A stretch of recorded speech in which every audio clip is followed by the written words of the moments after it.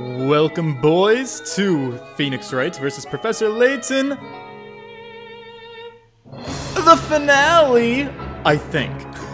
I'm fairly confident that this is gonna be the night we're gonna finish the game, then I can take the weekend for myself, and we can start something anew next week. I'm excited for it, I'm ready, I hope this will be a good time.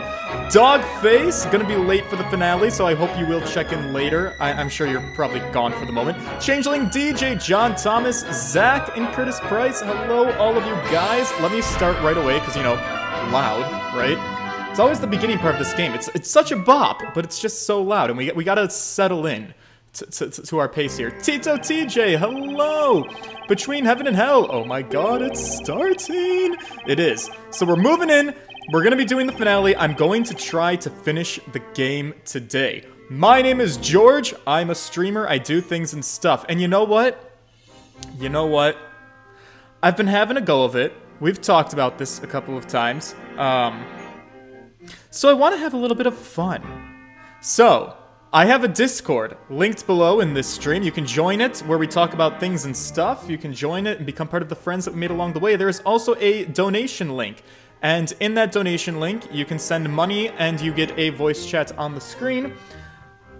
Tonight, based on a couple of things people have previously talked about, let me run through my spiel. I brought my good friend Vodko. My new co-host, Alcoholism.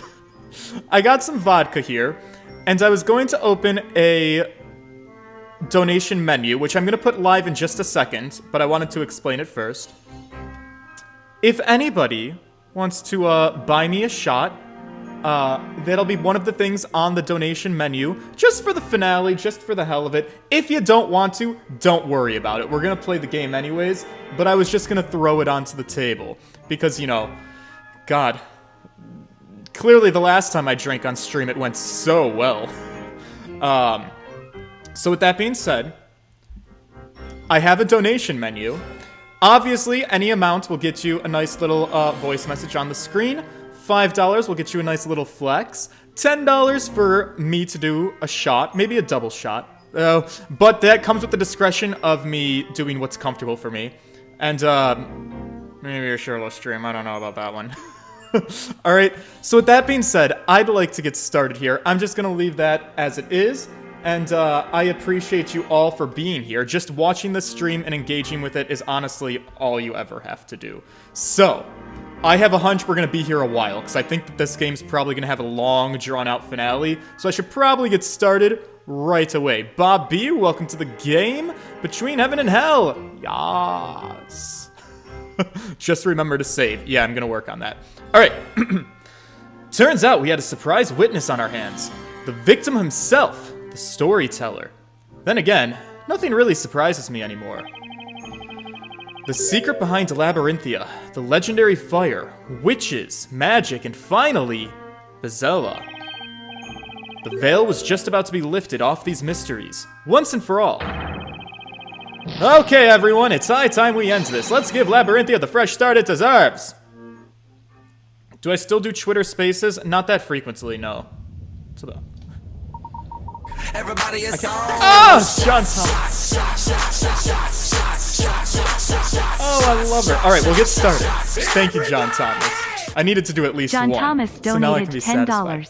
I'm gonna get you started. Warm up shot, babe XX. Now, full disclosure, I don't own shot glasses, so this is a full-sized glass. I am not going to fill it all the way because I'm not trying to kill myself. But we'll pour in a little bit. What feels like a shot? You know, I learned from that woman in the gift. So, you know, you pour a little bit like that. Maybe a little bit more. Okay. That's too much to do in one shot, actually. So we'll do like half of it. And maybe the other half. I can start strong because, you know, I'm starting with a clean slate. And I drank a lot of water today, so I'm well hydrated. That scared the shit out of me. Oh yeah, sorry. So the reason that I got excited to do this is because I set up unique GIFs and sounds for some of the different things. It's an experiment, you know? I've seen other people do it before, and it's always been very exciting to me. So I wanted to, like, practice. So I'm practicing with going a little bit more in depth with those things. All right, that being said, What's the thing over the teeth, over the gums? Look out, stomach. Here she comes. Ooh! You know, I do vodka so much, you'd think I'd be a little bit better at it. That was almost all of it, though. Whew. Alright. No, I can do the rest of it. I think. Since it's my first shot, we'll just do like 2 out of the gate. It'll be fine. Probably. Ah! Yeah. I think this is what I need tonight. It'll be fantastic. Now, like any responsible drinker, it's time for me to go into court and defend my client. As the court people murmur at your lack of a shot glass. Mr. Cantabella, I would like to apologize for putting too much pressure on your daughter. Yeah, sorry about roasting her over the flames earlier. Only your words can bring her back from the brink of madness. Let her hear the truth from her own father. All according to your plan, Layton. You've driven Espella into a corner in order to push me to the wall. Something like that. I had no other choice. Espella, please listen to me. Oh my god, my girl's so clonked out. Who's been sliding her shots in this courtroom? Oh, she doesn't look so good. You haven't done anything wrong. You didn't cause that accident. Thunder Phoenix 256. Oh wait, you're doing a drinking incentive? Oh no. Yeah, it's okay. I set the price bar like high so that I would keep the drinks to a minimum, so I won't get too sloppy. You have suffered so much thinking that you were Bezella. I must take blame for that. You, Mr. Cantabella. I sacrificed everything to make up for what I've done. But all I managed to do was inflict more pain upon others. Is that not so, Darklaw? Now that you are willing to talk, Mr. Cantabella, would you mind telling us your story? Yours, as well as Espella's, and Miss Darklaw's. Very well. Let's hear it. How much more of a story is there? I thought we learned everything. This story, too, began when I was a young lad. When Newton and I were still youths, full of dreams and hopes.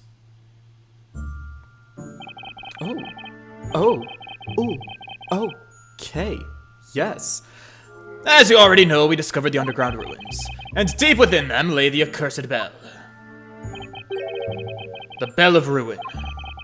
At the time, we still lacked the knowledge to decipher any of the writings we found there. Right, okay. This bell is magnificent! It's bound to make the most beautiful sound! I have an idea! Why don't we make this bell the symbol of our town? How do you propose we do that? Well, let's build a bell tower for it! Then we can ring it on special occasions! This is what straight boys do in their free time, gentlemen. It's not a bad idea. Then it's settled. When we grow up, let's do it. Okay, just don't forget about it. And they did it, and the world ended. The two of us chose different paths in life. I studied management in London, while Newton devoted himself to the study of the natural sciences. And then, you made a fortune following the invention of a new anesthetic. We both got married around that time, and each of us had a daughter. Oh my god, is Eve Newton's daughter? Wait, so you mean Espella was born shortly after your company gained funding? That's right. We eventually returned to our hometown and set about realizing our childhood dream.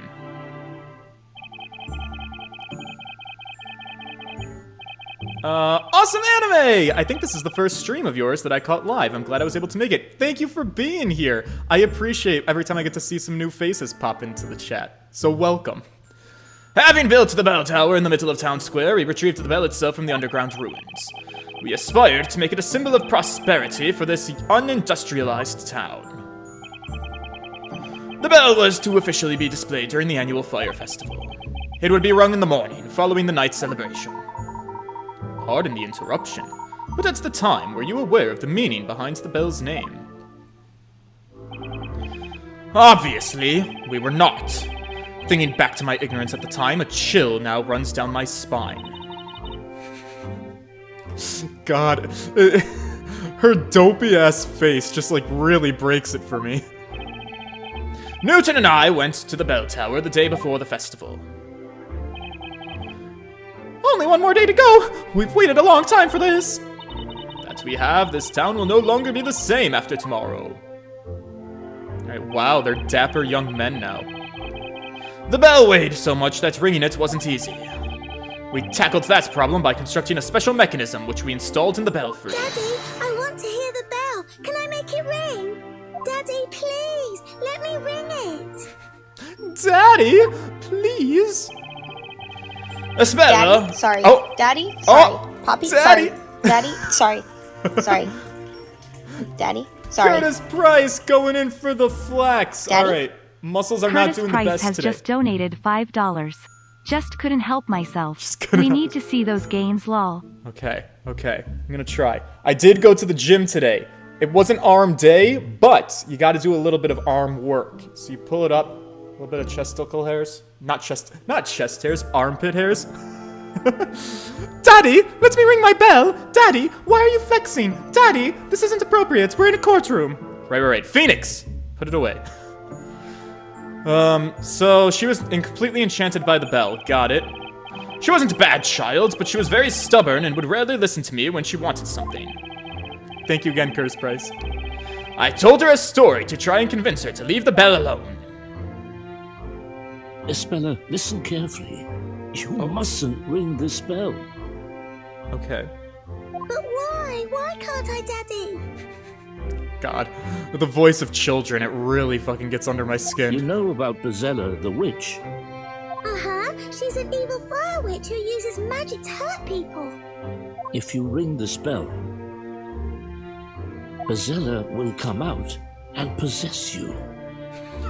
God, what a terrible thing to say to a child. Possess me? You mean I'll turn into Bezella? You're the reason she's so convinced she's Bezella. This dumb girl rang the bell and then she thought a witch possessed her. That's right, Espella. When Bezella possesses someone, she uses them to do terrible things. This is just like the Germans, because they have that guy, whose name I can't remember, the opposite of, like, Santa Claus. Kronkenwurst or something. That's not his name. But he, like, goes around and he beats the naughty kids with a stick. That's why you must never ring this bell, sweetheart.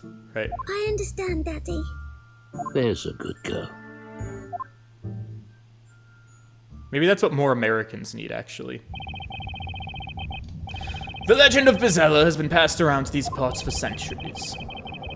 It probably originated from the beliefs of the tribes that populated this area in the past. What I told Espella was just a silly story that I invented for the occasion. Krampus, that was his name. Thanks, guys. It was only meant to stop her from ringing the bell. I could not have imagined it would have such far-fetching consequences.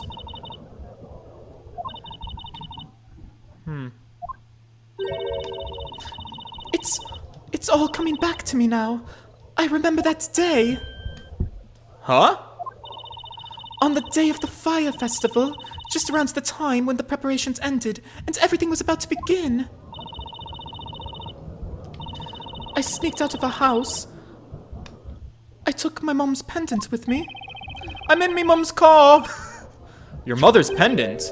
Do you mean this one? What happened to your mom? Is she alive? Is she dead? What's the tea? Is she divorced? Yes, it belonged to me mom. I was in her car. We needed to limit access to the bell, so we made the 2 keys. We decided to make them into pendants, and each gave one to our respective wives. Well, that was kind of dumb of you. Both are needed in order to access the belfry. I saw you and Mr. Belduke use them, so I told Eve to meet me at the bell tower. Daddy says Bezella will come out if I ring the bell, but if I do it just a little... If I do it just a little bit, it'll be totally fine. I want to try it while the festival is going on. god. This is what's the worst about I hope kids. he doesn't forget her mum's pendant. So, it is just as I thought. Miss Darklaw, you are Mr. Belduke's daughter. Well done, Inquisitor. I was almost afraid you would fail to make that connection. Whoa. What's going on here? Is someone a witch? This is a bit too much for one day. Yeah, that's why we're taking this whole trial over the course of a week, Your Honor. Order in the court! Lady Darklaw, you mean to say that you are Sir Belduke's daughter? Yes. My real name is Eve Belduke. I'm the alchemist's daughter. This is unbelievable! I also sneaked out of my house that evening, clutching my mother's pendant in my hand. I did just as you asked me to, did I not, Espella? Espella, my mum's going to be so angry if she notices I took the pendant. Don't worry so much. I just really want to ring that bell. Wow, what a naughty child. I want to hear it.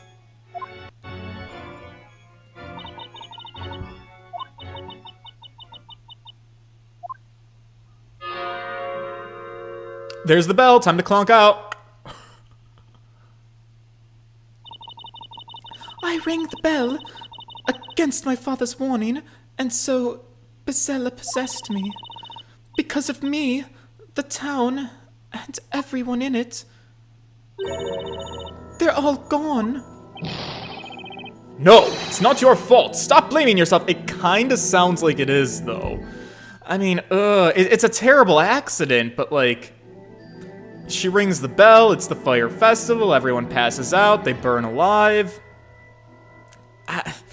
It's not looking too good. Supposedly, the former inhabitants of this area used to fall unconscious upon the sound of that bell. Perhaps they experienced a similar nightmare. Bob! Let me get it out. I got it. Bob 2 donated shots $10. of vodka. Ring my bell, LL. Oh my Ring God. my bell. Oh, I'll ring your bell, don't you worry. All right, let me make sure I'm not cheating anybody out. We're filling her up. All right, a little bit less this time because I want to do a real shot. I think that's probably still more than a shot. It's very hard when you don't have a shot glass. You're really just eyeballing it and guessing. I'm sure my liver loves that for me, though. As well as my smooth endoplasmic reticulum, which goes up when you drink a lot. Cheers, boys. Let's do this. Ah! Okie doke. Amsterdam. Never lets me down. Oh! I'm sure I look so ugly when I do shots. It's fine. It's just gonna document it on the internet forever. Anyways, I'm a defense attorney. I should be paying attention. Thank you very much, Bob. John Thomas. Hell yeah! Bob coming through! It was I who brought the Bell of Ruin into this town. The one to blame for this calamity is not some witch. It's me. Damien, welcome to the chat. Hello. I brought destruction upon this town. I am Bezella. Espella, you're going to drive your dad crazy if you keep repeating that. Heh. Oh, sorry. Seeing you like this, it's giving me a strong feeling of deja vu. Eve, how can you be so evil? Are you happy now? Yeah, what's the drama between these two? I'm afraid we're in the dark as regards to Miss Darklaw's sense of deja vu. Yeah, what's the story here? I love to learn drama, and since I'm miserable and sad and upset right now, I love to see other people also miserable and sad and upset. So I'm here for this. Yes, I'm terrible. Only 4 people survived the fire. Only 4? So, the storyteller, Espella, Eve, and Sir Belduke. Both of their wives died. Ooh, that's no good. They killed their mothers. That's so sad. And then her father did kill himself later. Espella and Eve, who were in the belfry. And the only 2 residents who did not participate in the festival, Newton and I. And where were you at the time, if you'll permit my asking? We were investigating those fateful ruins. That's why we didn't notice anything until it was too late. It was getting near the time at which we planned to ring the bell, so we headed toward the town. Then we saw it. The town had been burnt to ashes, the air shimmering from the heat. That's too awful for words. We searched for survivors. Sick with anxiety, eventually we found our daughters in the bell tower. It was at this moment that they knew they fucked up. Espella was unresponsive, like a doll. Eve was crying at her side. Our relief at having found them veiled with the terror caused by disaster. Estes Park 2014, welcome to the chat. Oh god. Guys, remember, I'm a lightweight. The worst night of my life ended, pierced with the raining rays of sunshine. But then, it seemed Espella was already lost to us. We had lost her to Bezella. How do you mean? She wouldn't speak, eat, or even leave her room. Of course not! I mean, she's a child who rang a bell and then killed an entire town of people, including her own mother. Oh my god, can you imagine the guilt you would feel? My worst fear in life, you guys, is like... I've had nightmares about this. Nightmares that feel so real. I've had nightmares where I think I'm driving my car and I accidentally hit a person and they die. It's like the greatest fear in the absolute world. And when you're dreaming it, it feels so real and you're like, holy shit, my life is all over. How did this happen? Who is this person? Whose life did I just rob from existence? And then when you wake up, it feels so much better. But like, yeah, dude, I don't understand how people live with themselves once you've like taken a life.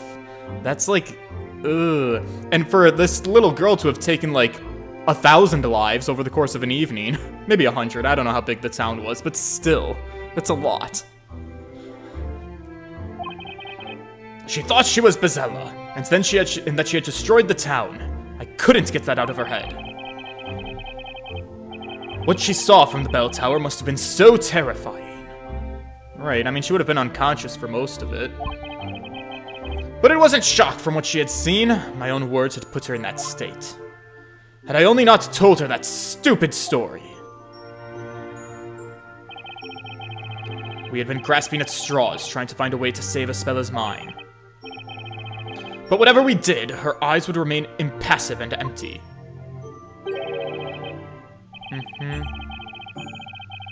In the end, I came upon a certain idea that offered us a glimpse of hope.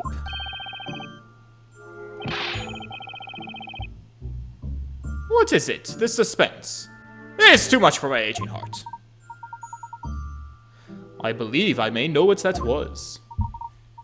It was the only way to get through to little Espella. Inquisition! What are you talking about? What was Mr. Cantabella's idea for saving his daughter from insanity? Ah, god damn it! I don't have the ability to save. All right, what was Mr. Cantabella's idea for saving his daughter from insanity? Probably not the bell. It could be the story. It probably is the story. It's It was the suicide note, Your Honor. He's like, hey, Espella, I know you're going through a rough time. Here's the suicide note of Sir Newton Belduke. I hope that makes you feel better. No. Alright, it's probably the first fucking story. Have a look. We discovered this in Espella's room. And that is... Thunder Phoenix. Savings for nerds! It's a handmade picture book. The illustrations and handwriting are truly exquisite. That's the first story I wrote. I made it for Espella after that dreadful fire. Oh, the storyteller's first story. It was but a simple children's story. The plot was very straightforward. Yeah, if I recall, it didn't have a very satisfying ending, though. The townsfolk joined forces to banish evil witches who served Bezella. Espella, do you understand now? You aren't Bezella. Bezella is somewhere out there, sending out other witches to do bad things to the people of our town. Right. Wait, pause.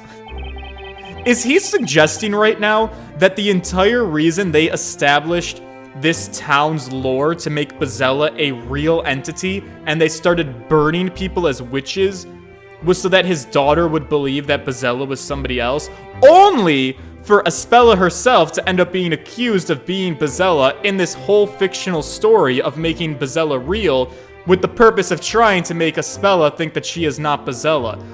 Wow, that's convoluted for a sober brain to understand. What the fuck? Witches magic, the town perishing in flames. Espella was mentally broken. I couldn't get through to her any other way. I talked to her as if magic and witches were real, avoiding any mention of the fire. Daddy. Daddy? A witch Sorry, is Daddy. real. Daddy? Sorry, puppy? Daddy. Sorry? Daddy, a witch is real. Espella spoke to me for the first time in so many days. I was beyond myself with joy, and I replied without thinking. Oh, yes, they are. They're hiding in the town, among the people. Wow. Talk about doing the most for your daughter while also ruining your daughter's life. It's hard to wrap your finger around. It's just a fairy tale. See? She gets it! She knows! She knows it's bullshit! Why would you not be like, yes, honey, that's right, it's just a fairy tale. Bezella's not real. Oh, you fuck up. You fucked it up. You let her think Bezella was real, and then you had to spend probably $30 billion creating a fake-ass town to convince the people that witches were real. I was desperate. I feared she would close herself off to me again. Now in hindsight, I see what an utter fool I was. I made an irreversible mistake yet again. Okay, at least he knows what he did was stupid. There's the acknowledgement. We can agree. What you did, not the smartest call. We all make mistakes. I've made so many mistakes in my life, I don't even want to get started. No, it's not. Everything your daddy writes comes true. The bad witches will get their comeuppance. I will write a story about it. I love the word comeuppance. And so, I wrote another story for my daughter. A story about mischievous witches getting caught. This time, I had the story acted out in front of Espella. You had it. Acted out. Back then, I wasn't the only one tormenting myself over my mental state of my daughter. Newton was going through hell too. His own daughter had been badly scarred by the event. Isn't that right, Eve? Speak for yourself. My father and I repaired a building that had survived the fire and continued to live in this town. Espella wasn't even able to leave her room. We couldn't leave her behind when she needed all the help she could get. Mr. Cantabella showed us this book one day.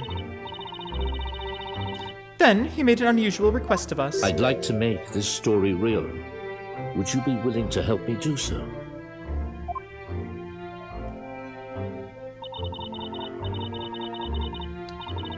To our surprise, he was entirely serious. Seeing that, we gladly offered our help.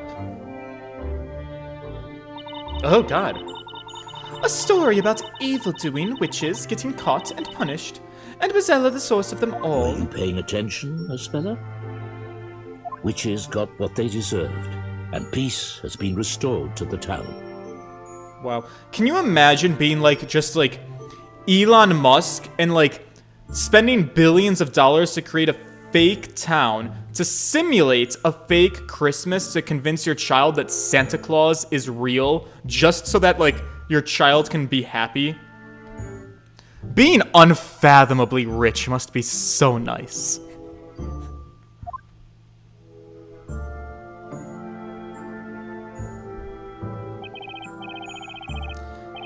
Espella smiled at the end.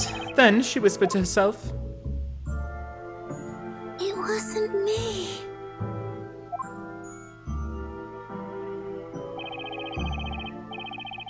But it kinda was.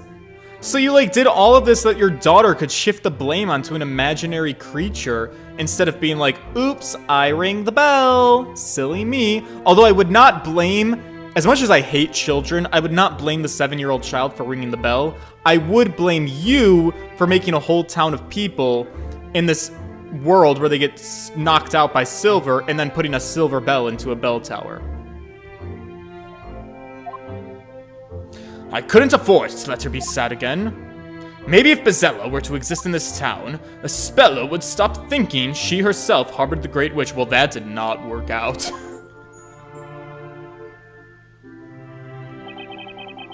I continued writing stories about witches. Eve and I would act them out for Espella.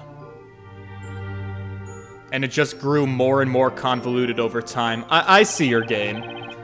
And gradually, the number of characters in my stories increased. That was, of course, largely due to ongoing reconstruction of the town. How much reconstruction?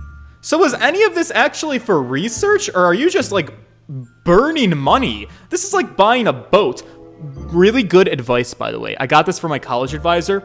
Always become friends with people who own boats. Do not buy a boat yourself. Buying a boat is like throwing money into a sinkhole. It's just, you might as well just be shoveling it into the furnace. But boats are fun, so you should become friends with people who have a boat. It wasn't anything on a big scale. I simply paid people to move in and act out their roles. But I began to think I would need more than that. The story had to be real. To make a lie seem true, you resorted to even more lies. Yes, I was certain that was the only way. How did I do so? I remembered about Newton's research. He was working on a certain medicine. It was a kind of tranquilizer made from local plants that he was testing at the time. But it was difficult to put into practical use. The substance had a danger of causing unconsciousness and hypnosis. Ah, I can see how that would be abused, to cause much harm, supposing it fell into the wrong hands. At the time, it was just what I needed for my ambitious project. I contacted the government, and that was the beginning of what became known as Project Labyrinthia. A town with human test subjects, all in a state of long-term hypnosis. You devised that plan solely for the sake of your daughter, and the financial gain. He's a businessman, and you know what makes people the most successful businessmen? Pairing your deals. You're like, hey, I need to make sure that my daughter is completely delusional, and I want to make a couple $1 billion. Research project. Got it, bag it, secure it. Between heaven and hell's taking notes. Be friends with rich people. Yes. That's what you need to do. And here, and the thing is, not everybody that owns a boat is rich, okay? Sometimes people make poor financial decisions and buy boats they can't afford. You should not be one of those people. You should be friends with those people, though.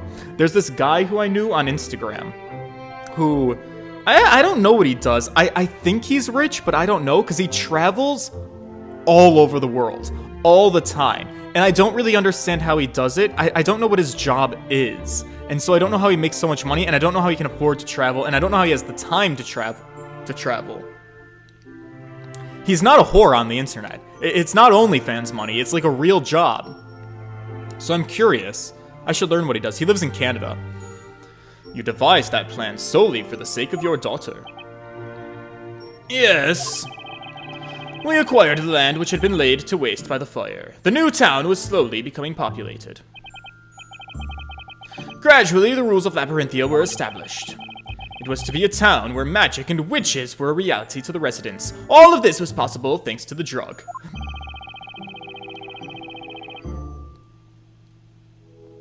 Yeah, right. I'm paying attention. The test subjects were exposed to it through the ink used to pen the story, right? That's right. It was the dangerous drug developed by Newton. About 10 years have passed since then. Even now, the town continues to change.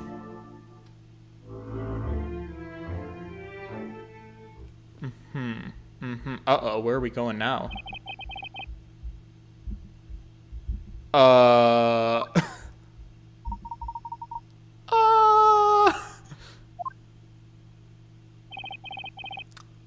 Frankie, what's happening?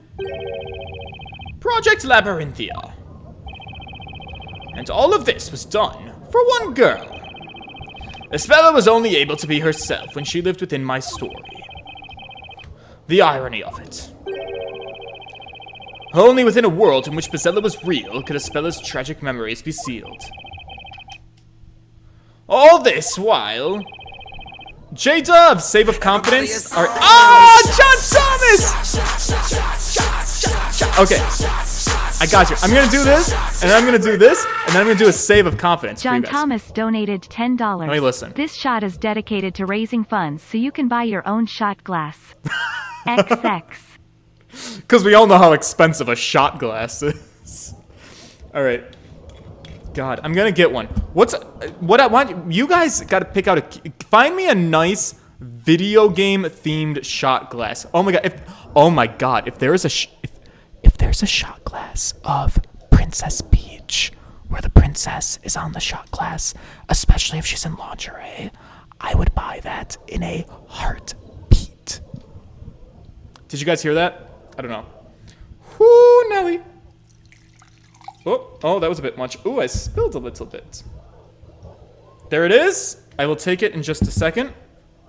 Also, you know what I have to do? I have to give a shout out to the realest guy who I bought this 3DS from. I said it before, I still have his business card. He's probably never going to watch my videos. He probably doesn't know that I exist, but Saffron Screens.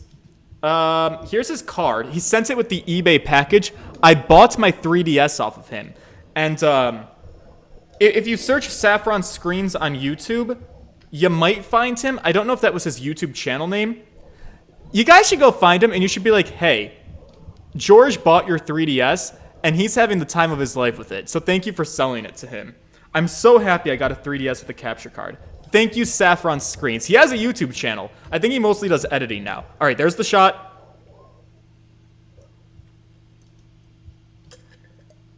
Ah.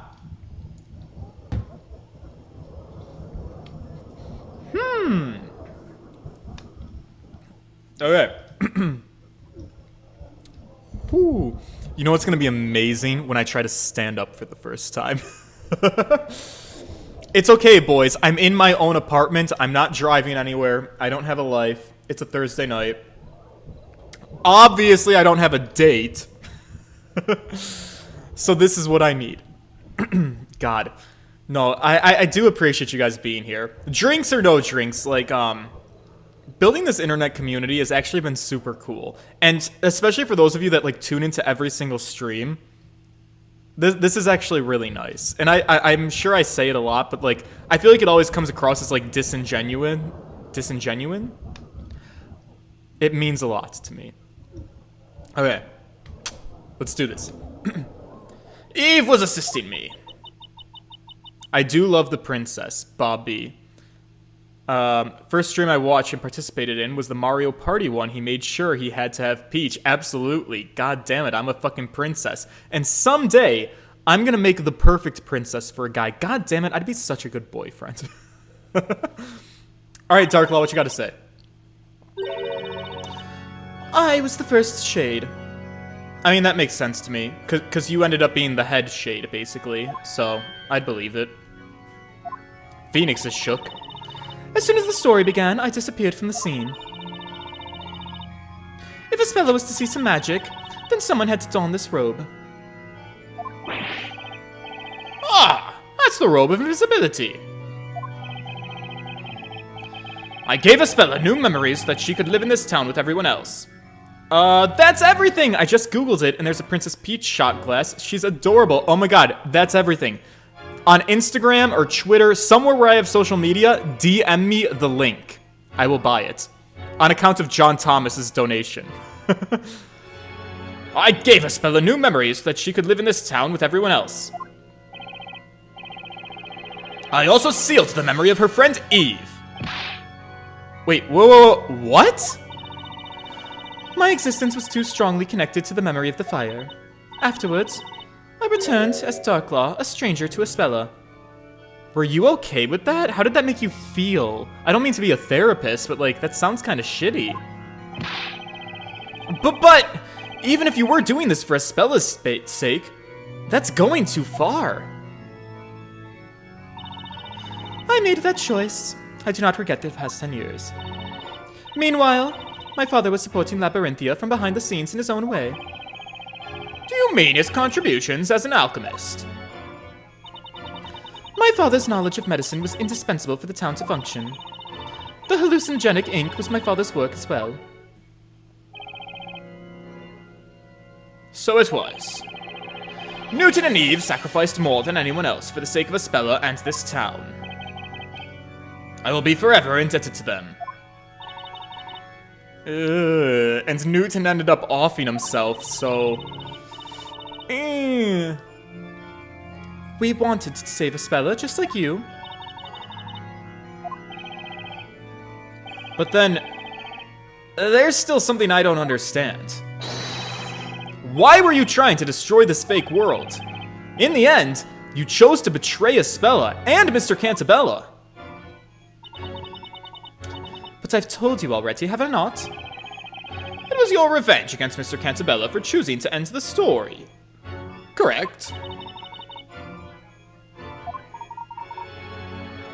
I wonder whether that was the true reason. Professor! Would Miss Belduke really betray them merely because she did not want the story to end? I dare say there was another, considerably more important reason. She had another reason? No need to frown in dismay, Mr. Wright. Please, leave this to me. Okay, Professor. Just steal my spotlight. It's fine. Well then, let's hear what the Inquisition has to say. What other reason led the witness to betray Mr. Cantabella? Ooh! The most likely answer here is the suicide note. It's her dad, you guys. Her dad killed himself on account of what all of this was doing. The backup plan is the Espella. I don't know if like her losing her friendship with Espella really like drove her over the edge. Probably her dad killing himself. Like, family comes before friendship, probably. This is probably the answer. But because I can't save, I'm a little bit nervous. But I think this is the answer.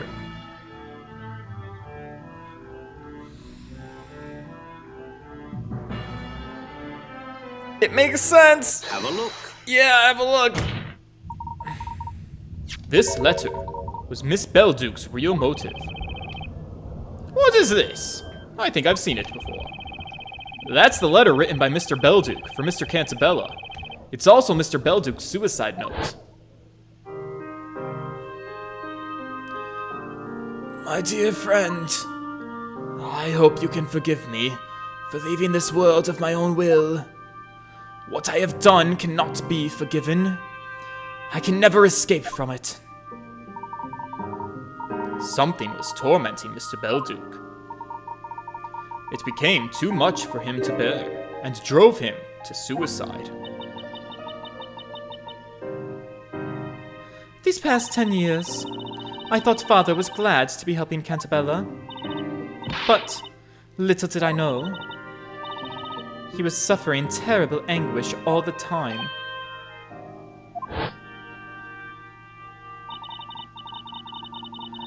Cantabella twisted the lives of so many people for the sake of his daughter.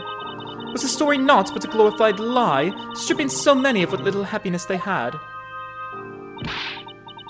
God,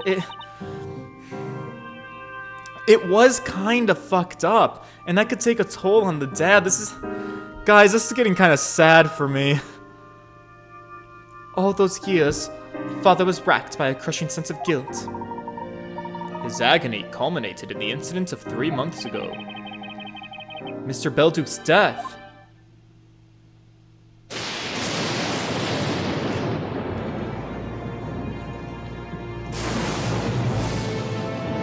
Yeah. Oh, this is important. Lightning strikes. The tower appears like fire comes down. That's so interesting. And we've established that magic is not real in this game. So, I have a hypothesis for this. It does not make a lot of sense. But a lot of things in this game don't make sense. What if... Because the bell tower thing appearing is really fucking weird to me. Because, like, magic would explain it perfectly. But, roll with me on this. Let's say the bell tower... Let's say the bell tower was hidden under a robe. A robe of invisibility. Because clearly the townsfolk can't see the robe of invisibility. Whatever technology is in that robe, or whatever affliction the townspeople have, they can't see the robes. So what if you made a giant robe, and you put it over the whole tower? Because the way it looked in the animation, correct me if I'm wrong, I've been drinking, but lightning struck the tippy top, and then fire burned all the way down, almost as if a fabric caught on fire. Now, the reason I find this unrealistic is because the tower is in the middle of, like, this large open field, and you'd be like, wouldn't people, like, try to walk through the field at some point? Like, at my college, Rider University, we had a big open field, and there were, these things called preference pathways. So instead of, like, a pathway going, like, this is gonna make it. There's pathways that go diagonal and at different angles, because, like, students would normally cut across the field. Wouldn't people cut across the field and run into the bell tower? I don't know. But in Scooby-Doo logic, it could make logical sense for a cartoon. I don't know. It's weird. Imagine someone walking into the tower then. Yeah, that's why it's weird to me, but, like, for hiding it, it could be okay. Before Labyrinthia was created, certain things had to be concealed in order to seal Ispella's memories. Had she seen them, she would have remembered. They were simply too dangerous to her. Like the bell tower. One of them was me. Oh, and you. Ispella's friend Eve had to reborn as a shade and disappear into the forest. The next thing was the bell tower. I see. Had she seen it for what it had been, it would have been certain to have stirred up traumatic memories. Memories of the legendary fire. The only way to prevent that was to erase the bell tower from Labyrinthia. Ah, but wait, how could you do that? Using the same method as with the... Ah! I got it, boys! Using the same method as with the robe! The robe of invisibility. In short, we covered up the tower with a huge robe. Although, it wasn't as easy as it sounds. Oh god, that tell again. In other words, the bell tower had been there the entire time. Only, the townspeople couldn't see it. Is that correct? Indeed. I don't know what to say. At any rate, the situation changed due to the lightning strike 3 months ago, did it not? Between heaven and hell. Jesus fucking Christ, that's a big robe. It was a most unfortunate accident. The lightning sets the bell tower's cover on fire. That cover was consumed by the flames, revealing the abominable bell tower. Yeah, that's no good.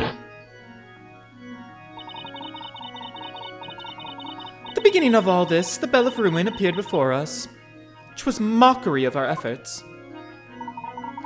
That tower emerging from the flames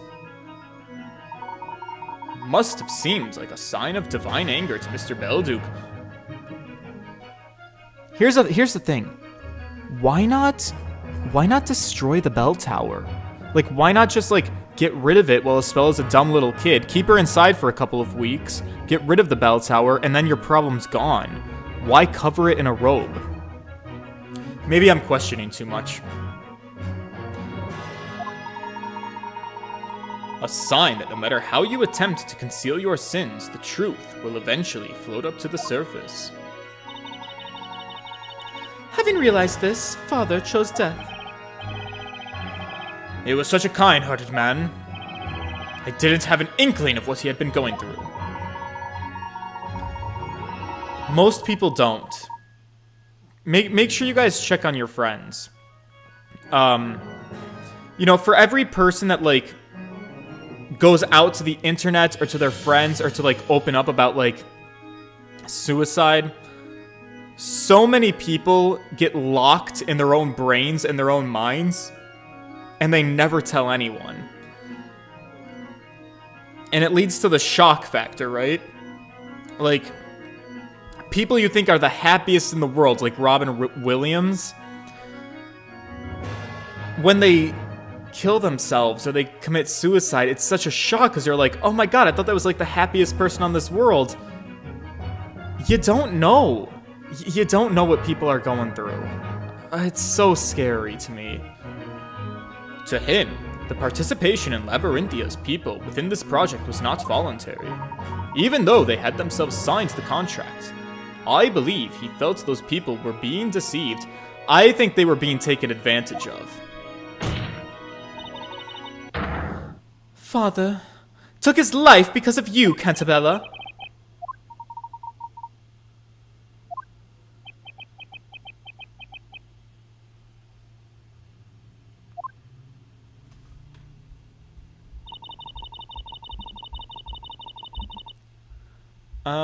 I am so sorry. I am just going to briefly adjust my chroma key because it looks a little bit sensitive right now. That's better. Now you know why I did what I did. I lost my father 3 months ago. That day, my revenge began. Your revenge? The first step of my plan was to rewrite the story. What did you say? As president of Labyrinthia Incorporated, you had to spend most of your time in London. Over the past few years, you were coming to Labyrinthia only for the parades. Oh, that's interesting. So naturally, I knew you would never notice if the story were slightly changed. So that explains it. I couldn't help thinking there was something strange going on. Mr. Cantabella is Espella's father, after all. He wouldn't have made Espella a witch in his story. Espella was a witch? When did that happen? Oh, Darklaw made her the witch. Wow. And he wasn't spending time with Espella because he was so busy between writing the story and having to go to Labyrinthia Incorporated meetings in London. Oh, poor Espella. Talk about having an absent father. How could you have known after all? Let me fill you in on the details. Espella had already been tried once within the witch's court. Impossible! Why? How could you? You knew the risk that would carry. Look at you. What a fine author of that grand story you are. It was weird that story is always capitalized, even in the middle of a sentence. You left all the work in Labyrinthia to me. Meanwhile, you were making millions for yourself in London. Greed. Isn't that always the case? What a pathetic excuse for a father. You didn't even notice your precious little Espella was in such danger. Miss Belduke, why did you do that to Espella? Do you even need to ask? I did it to unlock her memories. You mean... When the legendary fire took place, Espella was so traumatized that she closed herself off to the world. We were just little girls then. The tragic accident was too much for us to handle. Thunder Phoenix 256. So George, do you know who Arthur did intend to be Bezella? The name he was going to say before Layton cut him off. Oh! What a good question. Who did the storyteller want to be Bezella? Who did he want to be the scapegoat? My brain says Darklaw just because of, like, convenience, but that doesn't actually make the most sense since he was working so closely with Darklaw. Like, why would he throw her under the bus? I mean, he might have. It might have been Darklaw, but, like...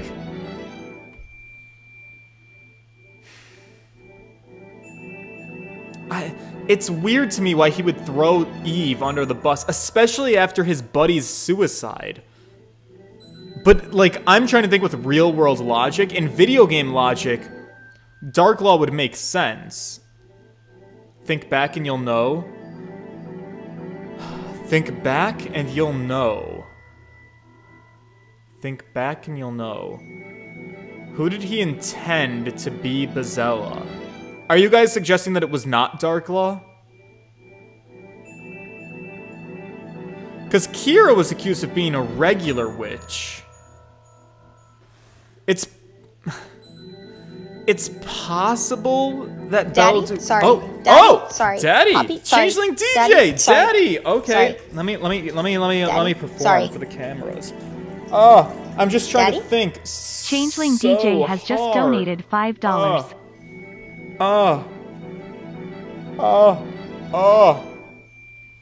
Thank you, Changeling DJ. I'm happy to flex for you, but I'm also in deep thought. Message retracted. Thunder Phoenix! Think back and you'll know. Is this going to be the big reveal like 30 seconds away? No need to be that specific. Yeah. I feel like Darklaw is the obvious answer. That's what I would have said. Kira would be my second guess. To be totally honest, besides Darklaw and Kira, I don't really have another guess. Because nobody else was even accused of being a witch besides my non-binary friend. And she was kind of like just there, just existed. So I don't think it would have been her. I don't know. This fictitious town was created as a facade to keep the truth away from Aspella. But the weight of all these lies led my father to his suicide. Despite that, the person responsible for all this carried on as if nothing has happened.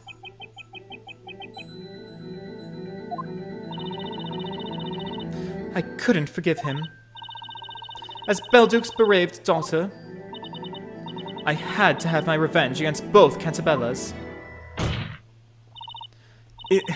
It's a valid cause for revenge, is the thing. Like, her dad committed suicide trying to protect... Because, like, the trauma he experienced trying to protect these Cantabellas. I understand her frustration. I'm not agreeing with it. I'm not saying it's right. But I understand it. Judge, this is the whole truth. Now you know the true identity of Bezella. Objection!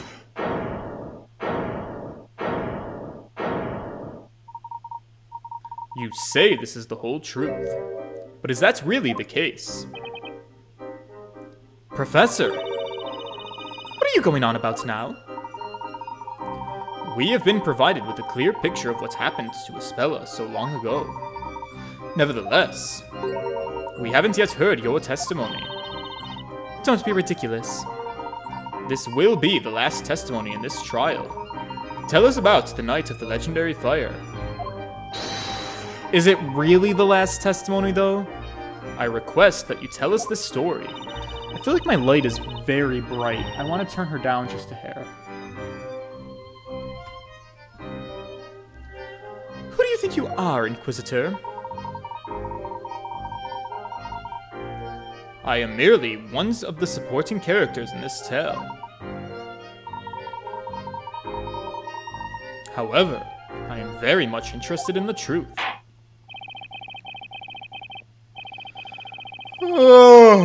This has been a very long trial, of which this shall be the last interrogation.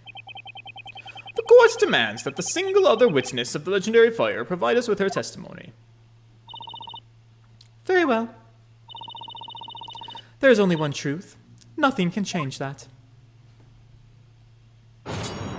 Alright, witness testimony, boys. Let's go through it. The last testimony. Isabella wanted to ring the bell no matter what, so we sent her up to the belfry. The festival celebrations had already started. The mechanism for ringing the bell was at a height we could even reach.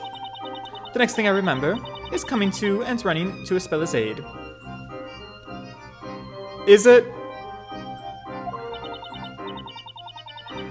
I was shaking her till she finally opened her eyes. The next moment, we saw that nightmarish view. All strength abandoned us, and we didn't know what to do. That was when we were found by my father and Mr. Cantabella.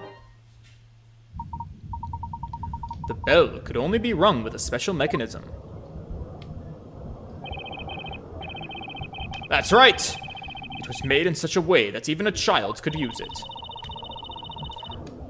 I mean, the mechanism was a puzzle, and I low-key struggled a little bit with the puzzle, so I'm a little embarrassed that a 6-year-old was able to do it. It was probably constructed by my father. I supposed he wanted to make it possible for anyone to ring the bell. In light of the events that followed... And why aren't you in uniform? John Thomas! Oh, John Thomas, this is the big one! You got here. John Thomas has just donated $50. 2 reasons. Firstly, because it's the last testimony, and second, because you are the most genuine person I've watched. With a huge heart, 2XX. Okay, John Thomas. I'll do it. But somebody better buy me another fucking shot for this. God damn it. Okay. Alright. We are shirtless streaming boys. It's gone. It's done. Here we are. I'll even give you a free flex. Maybe next flex will be a peck bounce. Oh, God. Please, somebody help me out. I'm gonna need another shot to deal with this. Thank you so much for the generous offer, John Thomas. God, it feels a little bit freeing, actually. I can be okay with this. How do my shoulders look? I know, you get a very limited view, don't you? I feel like I'm cheating you out of something, but I'm so sorry. Alright. While I wait for my next shot to come in, I guess I'll continue along. God, feels so great. In light of the events that followed, that was clearly a very foolish decision. A mechanism for ringing the bell. I noticed something like that on a pillar when we went to the belfry earlier. I'd better make a note of it in the court record. Top floor device. A device for ringing the bell of ruin. Even a child can use it. Oh no. Changeling DJ! Thank you. That's what I needed. This is gonna give me my confidence. Okay. Changeling DJ donated $10. Hugs George. And here's a shot. Everybody is on. Alright, I'll do a double. It's fine. Here's the second. Wait. Alright, here's the second. Donated $10. Pants next. Celebrate Thong Thursday. And you look fantastic.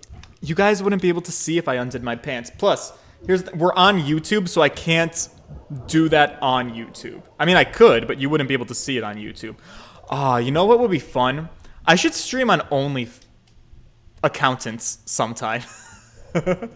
Alright, double shot because of Bob and Changeling DJ. This one's for you guys. Let me do you know what? Free peck bounce for you guys too. Here we go. We'll go up. Oh, sorry. This is probably awkward. I'll take that off. Do. Okay. Sorry. Let me do the thing.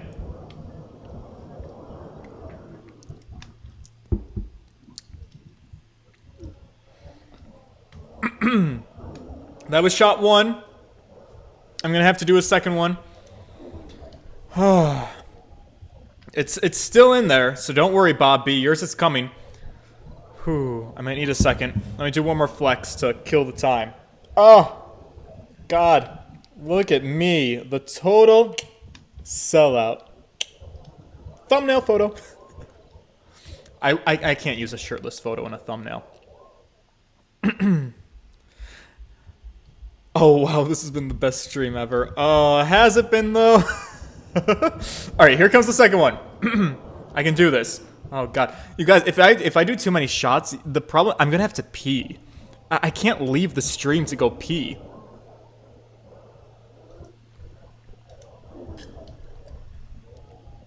It's empty, I did it. Whew.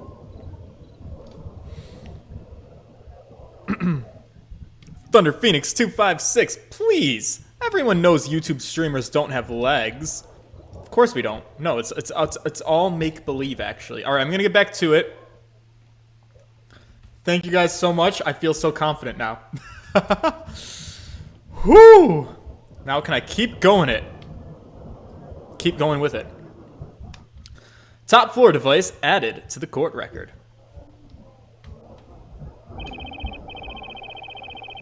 Oh, dear. Fate can certainly be cruel. I have to agree. If only we had not discovered those ruins, and brought that bell to our town. Or if only we could have deciphered those ancient writings a little earlier. Curtis Price. Oh, we're playing a game? I forgot about the game. Moreover, if the groundwater in this area didn't cause that strange condition, unfortunately, Mr. Cantabella, the tragedy did occur. All that remains for us to do is seek out the truth. Daddy? Sorry. Daddy? Daddy! Sorry. Oh, sorry. John Thomas. Daddy? Okay, Sorry. fine. Sorry. Daddy? We'll do a Sorry. little flex. What kind of flex do you want? You want the pits? John Thomas has just Arms? donated $5 because you said peck bounce, and I can't say no to that. Oh, okay. But the also peck a bounce. reminder to save the game, George. All right, I appreciate the reminder. Let me do that one first, actually, so I don't forget. We'll save the game. It's been a hot minute since we've saved, hasn't it? 37 hours versus 38 hours. Yeah. That was a good call. All right, real quick peck bounce, then I'm gonna go back to court because I'm a lawyer. All right, let me get up a little bit in the position. You can do both together. You can do alternating. God, I need a beat. I need the shots beat. We can go shot, shot, shot, shot. All right. Thank you again, John Thomas. Much appreciated. Let's do this. Luke Shoemaker! Thank you for joining the chat. I'm sorry if that was really loud. I didn't realize how close I was to my microphone. I apologize to all headphone users in advance. Anyways, back to the trial, because I am a professional. Do I not look professional, like I'm ready for court? Not for the sake of vengeance, but for the sake of the future. Also, if anybody has not yet found it yet and you want interest in my Only Accountants page, hit me up in my DMs and I can let you know. What do I record these with? I use OBS. Cosmetology Corner! Cosmetology _corner donated $20. Have fun. Aw, thank you so much, Cosmetology Corner. I appreciate the donation so much. Did you need me to do a shot, or was that just was that a freebie? You let me know, cause I'll do it either way. All right. Let's refocus into the game. I'll wait for Cosmetology Corner to elaborate. Mr. Wright. Yes? You have been fighting fiercely to uncover the truth. This is the final interrogation. I trust you know what to do. Leave it to me. To be honest, I have no idea what lies ahead. But whatever it is, There's no question we need to get to the bottom of it. There's gotta be light at the end of this tunnel. Alright, boys, cross-examination. We're gonna press everything. And I mean everything. Alright, go for everything. You needed both pendants to access the belfry, correct? Bezella asked me to bring my mother's pendant, so I did. That wasn't the only requirement, however. You also needed to solve a puzzle in order to use the contraption. I've always been a master puzzle solver. For me, it was child's play. Literally. Because I was a child. She solved it when she was a little girl? Nick, what's your excuse? Hey! I have different talents. I'm an attorney. Maya, I've rescued your ass so many times you don't get to talk. Espella and Eve were best friends at the time. Eve is 2 years older than Espella. She used to be like a big sister to her. Cosmetology Corner! Your call. Depends if you need more vodka, lol. Okay, that's fair.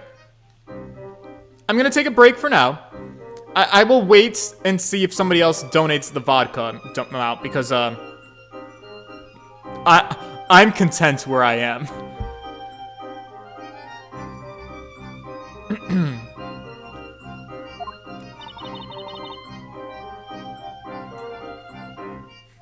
Oscar! What's your accountant's handle? What the F fans. Just like my YouTube channel. So what the F is spelled out EFF. Fun fact, boys. It actually stood for engaging fast fun because I used to be What the F Science. What the engaging fast fun science. But now it's What the F, What the EFF, and then the fans. If you find my Twitter, which is What the F Sci, because that's all that could fit, you'll find it. It's linked in my Twitter. So, the two of you went to the belfry. What happened next? The festival celebrations had already started. The mechanism for ringing the bell was at a height even we could reach. Wait, I wanted to press that. Hold it! So, even a little girl could ring the bell. Stephen! Oh my god, Stephen thank you for the Raisin donated $20. $20. Cheers. Stephen! Alright, Stephen, you have to let me know the Cosmetology Corner. Was that intended to be a shot donation or just a for fun donation? Let me know. I'll try to hold the pee in my bladder as long as I can. Yes, a little girl could ring the bell easily. I intended to make it so the bell would only be rung on special occasions. That's exactly why it puts that puzzle in place to restrict access. Okay, but like, from man to man, a lock would have been way better than a puzzle, you know?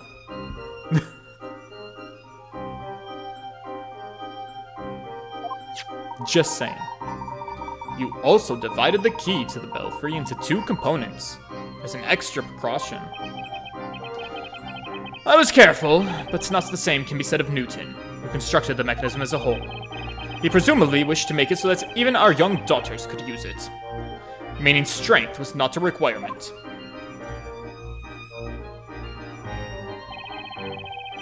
Ah, and that became his undoing. By the way, how old were the girls at that time? Espella was 6. Called it!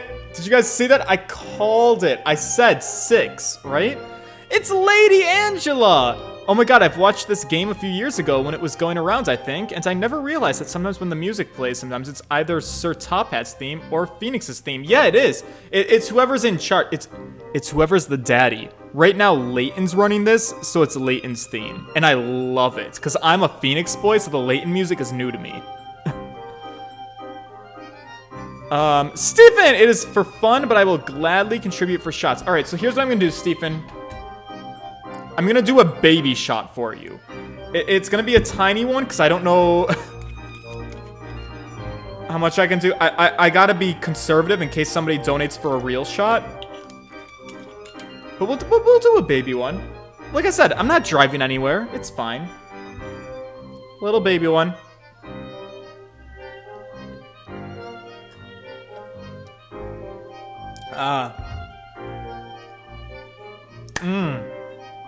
God, I swear, someday I'm gonna have to, live stream on my accountant's fan. My only accountant's fan. John Thomas! Wait, it's playing both themes? Amazing! Not at the same time. So, John Thomas, you might not be a gamer. The theme you're listening to oh my god, I'm drunk. The theme you are listening to right now is the Latent theme. When the Phoenix theme comes in, I will let you know. I see.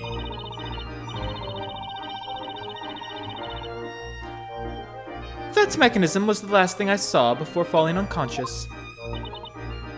And then...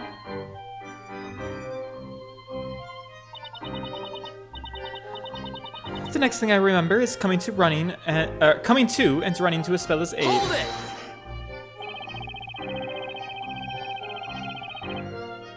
Do you mean that you fell unconscious after the bell was struck?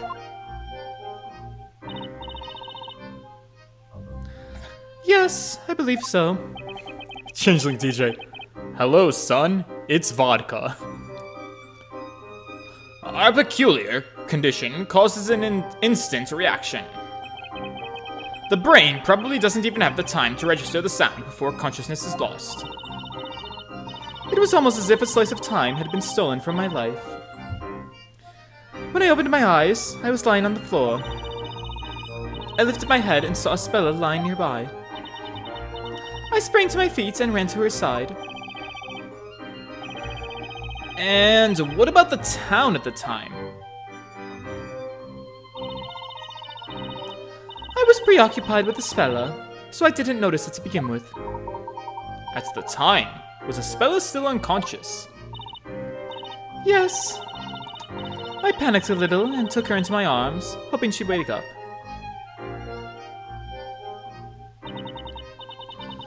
I was shaking her until she finally opened her eyes. The next moment, we saw that nightmarish view. Hold it! So, it was you who woke Espella up, witness? Yes, it was me. She was out cold, curled up on the floor until I shook her awake.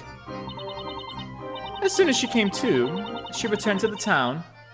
She turned to look at the town. To that nightmarish view stretching out before us. When you say nightmarish view, I can find no other words to describe it. We froze in terror at the sight. It took us a little while to notice that smoke was creeping up at the bell tower too. Our eyes filled with tears, and we couldn't stop crying, perhaps because of the smoke. The town seemed like a fire's dragon's playground. I was trembling with fear, unlike anything I've known before. Everybody is on. Curtis Price! Oh no! Oh no! Oh! Curtis Price donated Fuck! $10. Okay, Curtis Price, I'm gonna give you a free flex. And I'm gonna do a little baby shot. That's why the free flex is for. Whew. I'm gonna need to take a little bit of a break after this one. Flexes are fine.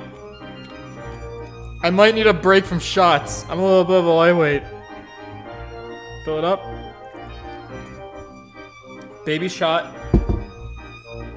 Close her up. Whew. Guys. I'm fucking drunk as hell. And I have to pee. Oh god, fuck. Okay, I'm gonna do this.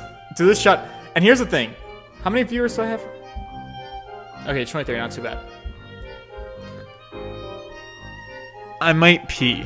So here's what's gonna happen. I'm gonna do this shot. I'm going to go to my bathroom and I'm going to go pee. I'm going to come back and I'm going to be a professional lawyer. As is responsible.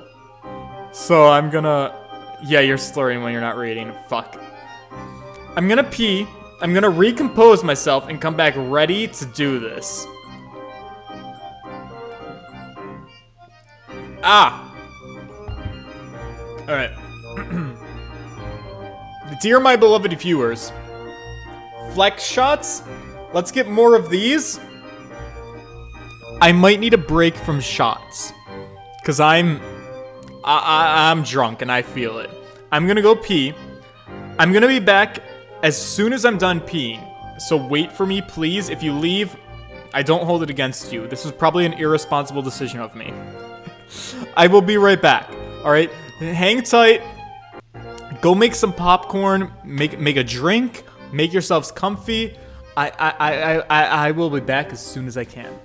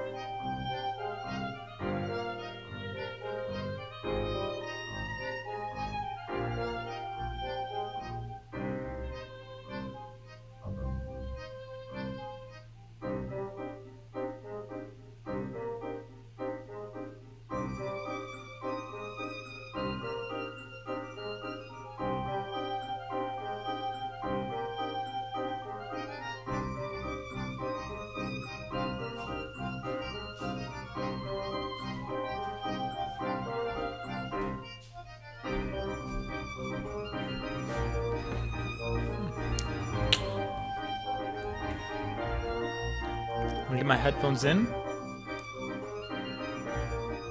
Oh my god, Zach! I hope George remembers to come back. Of course I would remember. Maybe it could be shots of water instead. That's fair. You know what, Zach? I appreciate that. To all of my friends who have been doing the shot streams, I actually am very appreciative of it. I think I will call it a night on the shots. Because, I've done a lot. Which I like. But, I'm trying not to kill myself. And that was a long pee. Which means, my kidneys are working overtime. So, I'm gonna go I'm gonna leave again. I'm gonna fill this up with water. And I'm gonna start drinking water. I appreciate that. I appreciate you guys for looking out for me. And then we're gonna finish this game. I swear it. Alright, thank you guys for being here. I'm gonna switch over to water. So $10 shots, just be aware. I'm gonna take a break from that for now, okay? Because I'm trying to not die.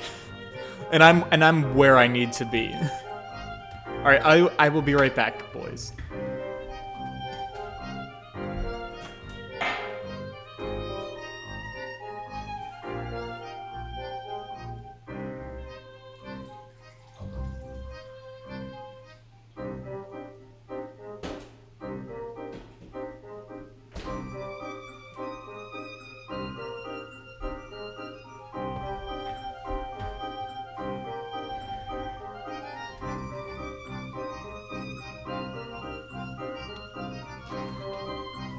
Alright.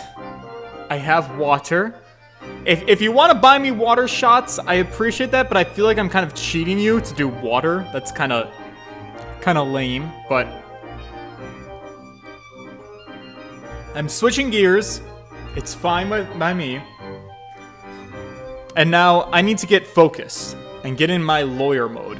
So thank you for anybody who's still here after I went and took a little piss.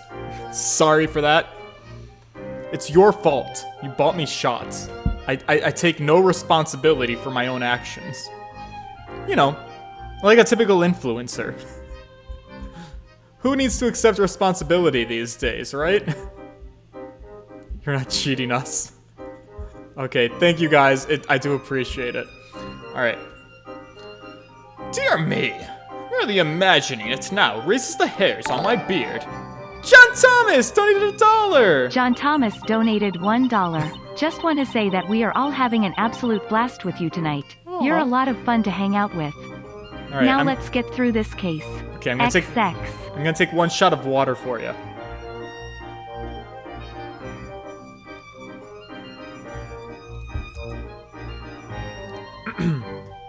All strength abandoned us, and we didn't know what to do.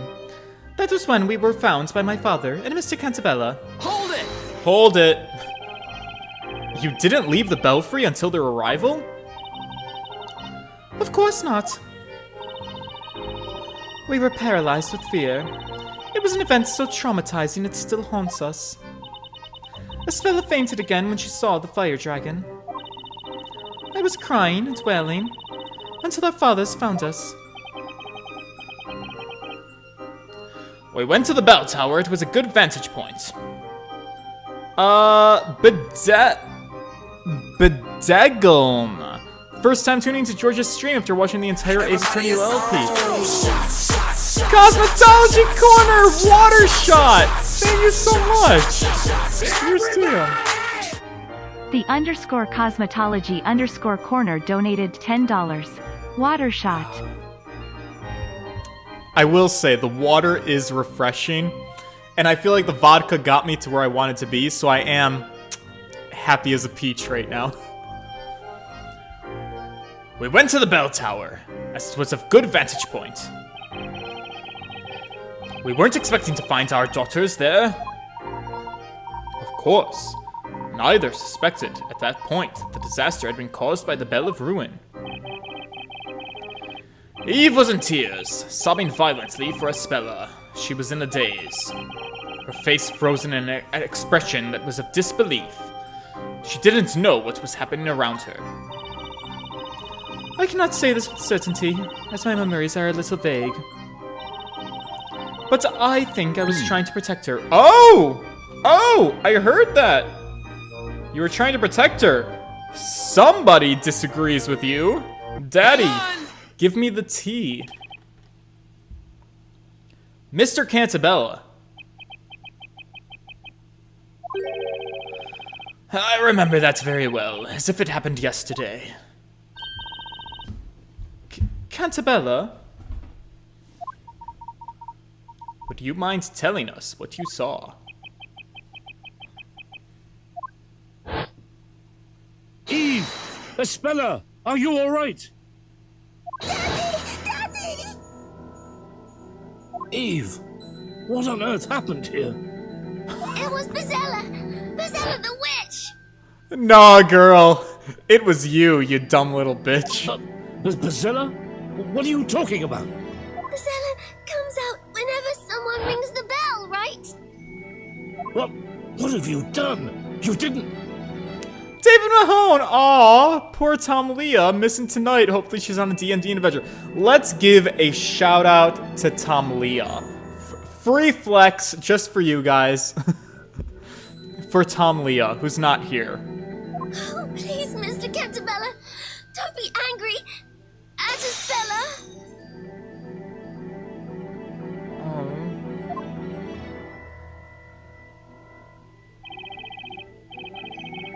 Eve said it with the most serious look on her face. Please, Mr. Cantabella, don't be angry at her. When she said that, I grasped the situation. I realized what had transpired in the belfry. And I thought to myself, I must protect these children.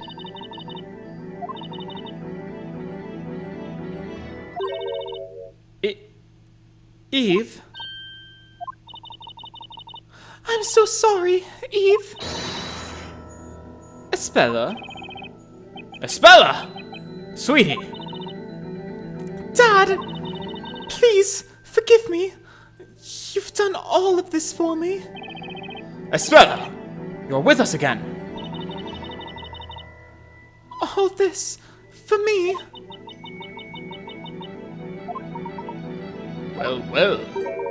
At last, it would appear we are one step away from the truth. Professor!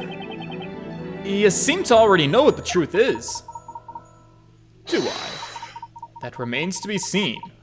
Continue the interrogation, and we shall all know soon enough. Shall we? Very well. The court agrees with Inquisitor Layton. Witness, continue your testimony. As you wish. Espella wanted to ring the bell no matter what, so he went up to the belfry. Hold it! Okay. You needed both pendants to access the belfry, correct? Espella asked me to bring my mother's pendant, so I did. That wasn't the only requirement, however. You also needed to solve a puzzle in order to use the contraption. I've always been a master puzzle solver. For me, it was child's play. Literally. She solved it? When she was a little girl? What's your excuse, Nick? Hey! I have different talents. Deja vu, Maya! Espella and Eve were best friends at the time. Eve is 2 years older than Espella. She used to be like a big sister to her. Okay, good to know. So, the two of you went to the belfry. What happened next? The festival celebrations had already started. The mechanism for ringing the bell was at a height even we couldn't reach. Hold it! Or even we could reach. So, even a little girl could reach the bell. Yes, easily. I intended to make it so the bell would only be rung on special occasions. That's exactly why I put the puzzle in place to restrict access. You also divided the key to the belfry into 2 components, as an extra precaution. I was careful, but the same cannot be said of Newton, who constructed the mechanism as a whole. He presumably wished to make it so that even our younger daughters could use it.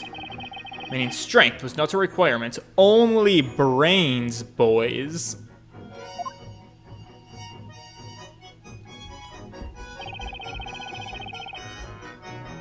And that became his undoing, did it?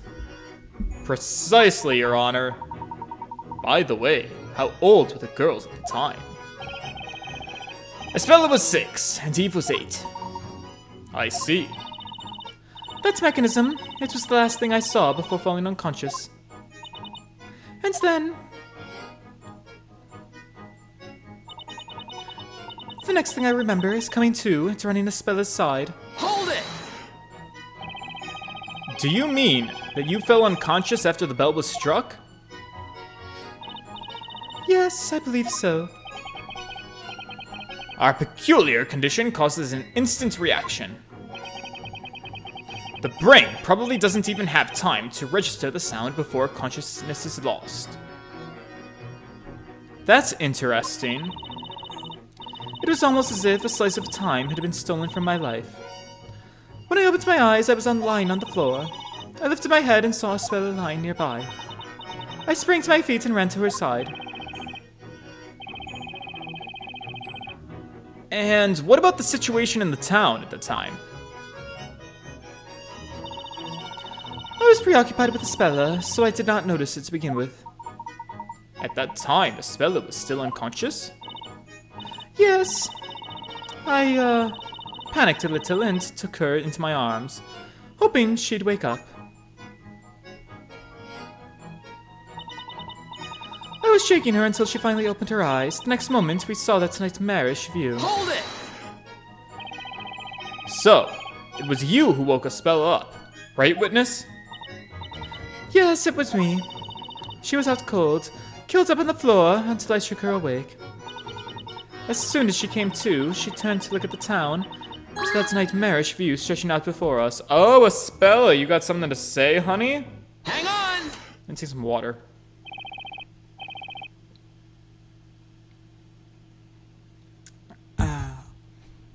Excuse me, Espella. Espella, are you okay? Yes. Everything's fine. My apologies for bringing back such troubling memories. Nevertheless, you must endeavor to face them and overcome your power they hold over you. Yes, I remember it now. The fire dragon. I summoned it because of Bezella. No, Espella, it was just an illusion. No, you're wrong, Dad. It wasn't an illusion, it was fact. If I hadn't rung the bell, none of this would have happened. She's not wrong. Bezella is the bringer of disaster, and that's what I've done to our town. Ah! The accused has run away. The accused has run away. Quick, after her. She's run into the bell tower. Damn it! She's locked herself inside. It's no use. We'll have to break down the door to get in. Oh, Frankie, that girl! She's gone and she ding-donged herself. Stay away from me.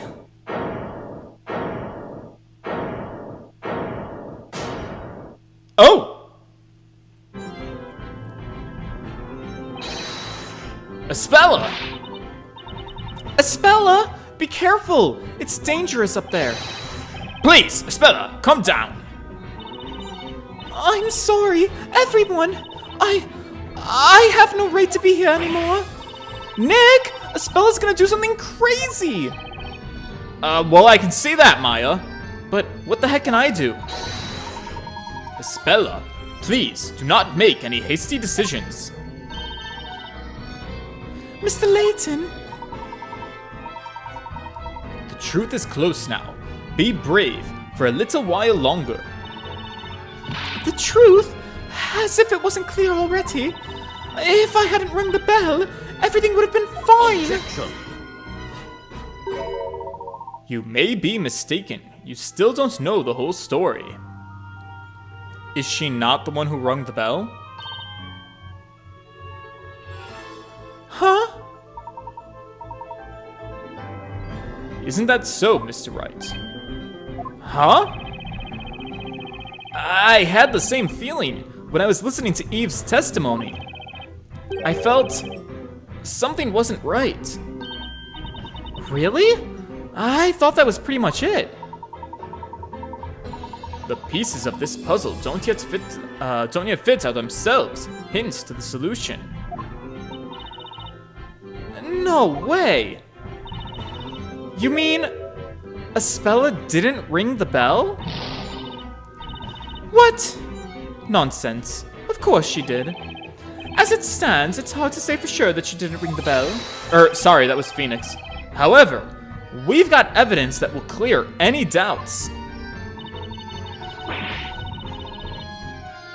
Show us this so-called evidence you claim to have seen, then. What do you think proves Espella didn't ring the bell? That's a very good question. And I'm gonna answer it right now, actually. What evidence do you think proves Espella didn't ring the bell? Well, I think even a child can use it. Child's... Ooh.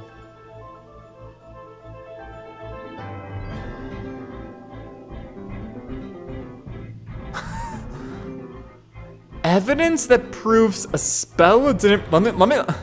Let me drink some water so my brain will work.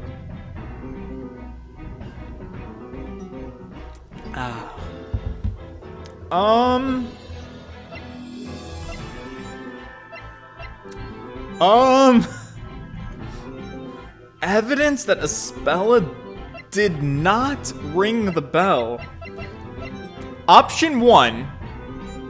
We could say that she was too stupid of a child to figure out the puzzle. Because a device that even a child could use. It doesn't seem the most helpful. The fire dragon sketch doesn't seem helpful. Espella's pendant, or Darklaw's pendant. Vigilante's report. Bell tower plan. Invisibility robe. And case outline.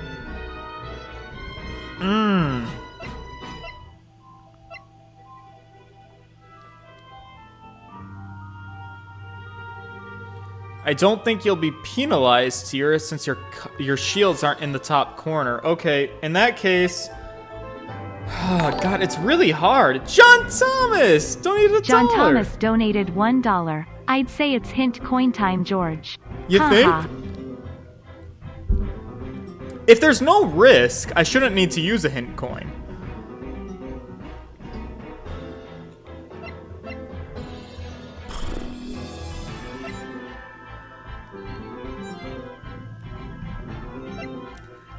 God, this is a tough one.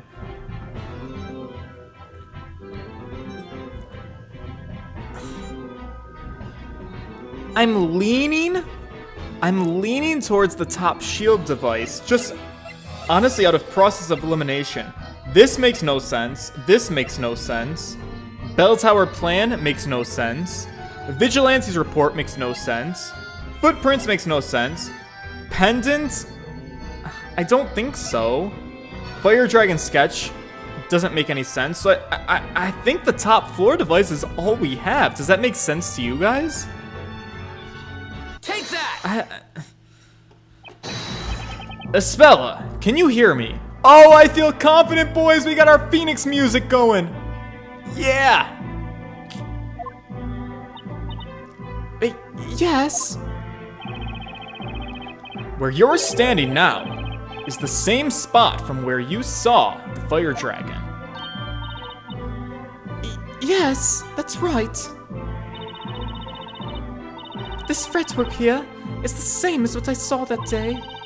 When I looked at it now, it seems so small, even adorable.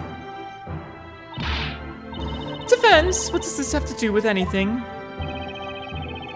As you will no doubt recall, Miss Cantabella told us that the people who drink the groundwater here suffer from a condition. Oh, water you say? Don't mind if I do.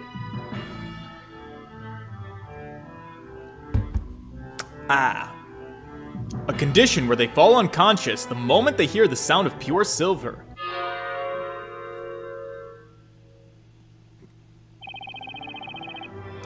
After the bell sounded, you recovered consciousness sooner than Espella. You ran to her side and you shook her awake.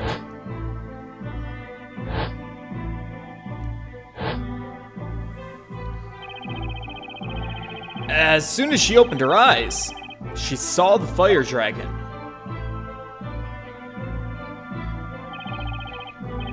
In other words, if it was Espella who rang the bell, that would mean the device for ringing the bell must be very close to the fretwork of the dragon.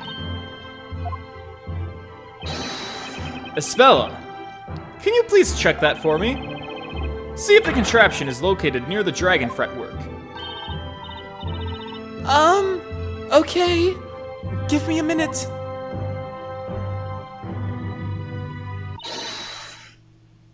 Mr. Wright! Espella, did you find it? I don't know if it's the right thing, but there's something. On the other side of the belfry. On the other side of the belfry. Again, I'm gonna say it because I'm drunk and I'm rereading words. A contraption with a handle. What? On the other side? That's right. I figured there was something weird when we went up to the bell tower, but I couldn't quite put my finger on it. No way. You see where I'm going with this, don't you, Miss Belduke? If it was Espella who rang the bell, there's no way she could have seen the fire dragon when she woke up. Ah! Are we about to throw... Hang on. Are we about to throw Darklaw under the bus and say that Darklaw rang the bell? Oh, Darklaw, you in trouble, girl! This can't be right. An excellent deduction, Mr. Wright. Miss Darklaw, it seems that everything is now clear as day. What do you mean? Why, of course. I mean the answer to the question of who rang the bell. It was her. It had to be. What do you say, Mr. Wright? No, it was Darklaw. Oh no! It looks like we've arrived at the same conclusion. We now know that only one person could have done it. Wait, what good will saying it out loud do? Is there a problem, Mr. Cantabella? It wasn't your daughter who rang the bell. Should that not lift some of the burden off of your shoulders? Are you not curious to know the name of the true culprit, who has pinned the blame on your daughter for all this? Ugh! How about you stop taunting us? Just name the name already. Who is this true culprit? Let's do it, Professor. Are you ready? I am always ready, Mr. Wright. It is time to set things straight. The person who rang the bell is Eve the cat. No, it's Darklaw. God damn it. Ah, they're crossing swords, boys. It's you, Eve Belduke. Never mind the fact that we're pointing at two completely different people. It's fine. Don't worry about it.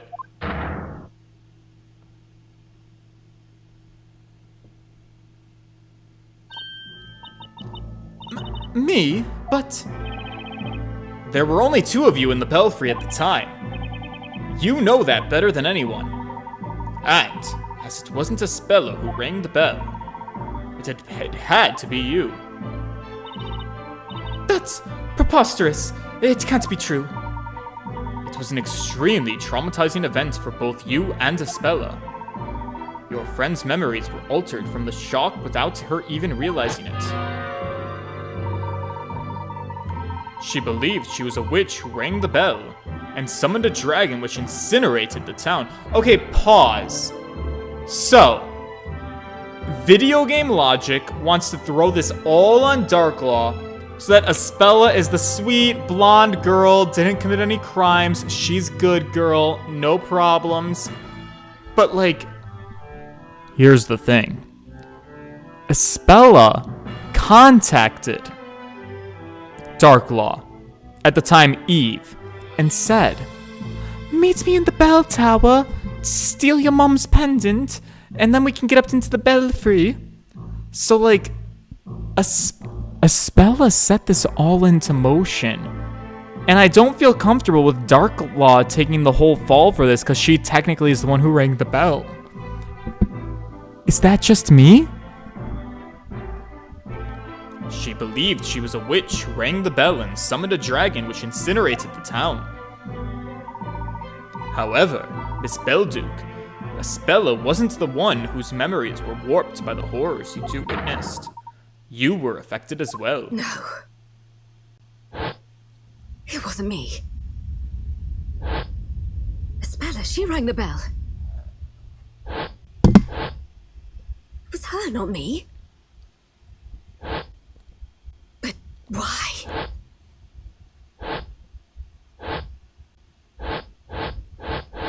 What about these flashbacks.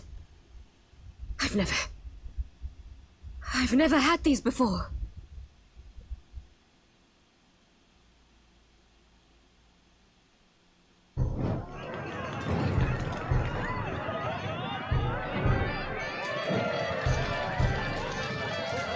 Wow. Does anyone else get Dark Cloud vibes from this? Oh my god, Dark Cloud is a game I would love to play on stream. Oh, you weak little bitch. What's the matter? I don't want to do this now. We'll be taken over by Bezella. Bezella is just a fairy tale. And you're the one who said you wanted to come and ring the bell. I did, but I changed my mind. Hey? After coming all this way? Oh.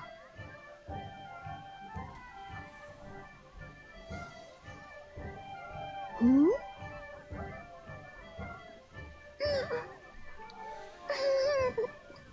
Oh my god, her eyes.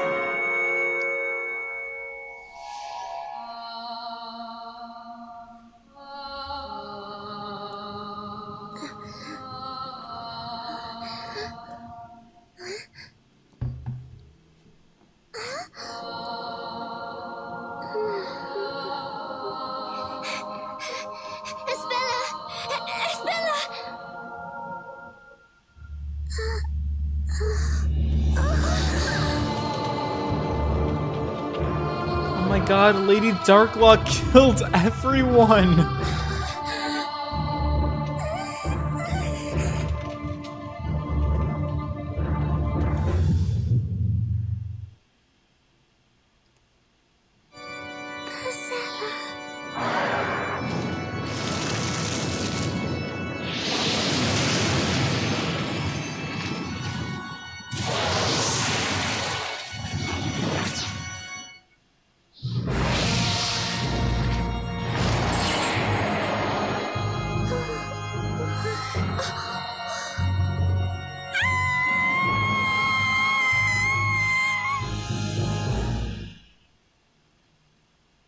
Oh no!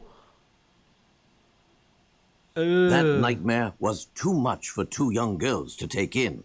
Naturally. Your young minds needed to protect themselves. That's why you subconsciously repressed those memories. Then, if that's true, for the past 10 years, I've been pinning the blame for what I've done on Espella. Yeah, you have. How does that make you feel? It can't be. It can't be true. It's impossible! I mean, it's possible. In fact, it's reality. Ah! Darklaw's just disappeared! She's donned the invisibility robe. Oh no! Hi, Inquisitor Darklaw! She's run away, Frankie! But did you hear that, babe? It was her that once destroyed the town, babe. Our lives have been messed up so much. Oh, we don't need this now, Frankie. She's gotta pay for what she did. Someone capture her.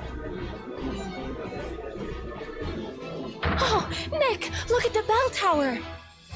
Espella's gone. What? No, she's on the roof. What? I beg you, don't blame Eve. It really doesn't matter anymore who rang the accursed bell. Honestly, not really. It's really your father's fault. This town was all created for me. It's my fault you've all been used and suffered so much. No, it's your father's fault. Espella, what are you saying? Please, come down right now. You haven't done anything wrong. It was all my fault. Yes! Thank you, King, for admitting it. Dad, I know that you did this for me. You've been so kind to me. And what did I do? I selfishly ran away from home. Espella. I will finish your story for you. No, don't do that, The girl. evil witch will be gone forever, and everyone will live happily ever after. Oh my god, stop being melodramatic. It's your father's fault, Hunty. Dad, thank you for everything you've done for me. Oh, I hate her.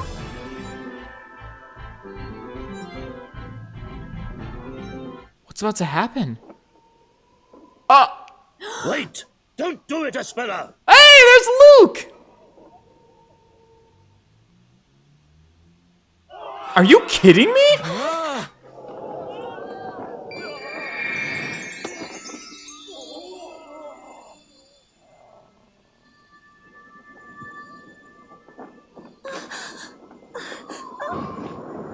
Eve? Yeah, the invisibility robe, of course. What are you... Okay, Queen, with the arm strength. Darklaw? Why, Eve? Why would you? I finally remembered everything I've done. You're not the only one who remembered. You still have the pendant. Yes, of course. That's because somehow I always knew it was important to me. Espella. Yeah, you did. You kept your pendant as well, didn't you, Eve? For some reason, I just couldn't let it go.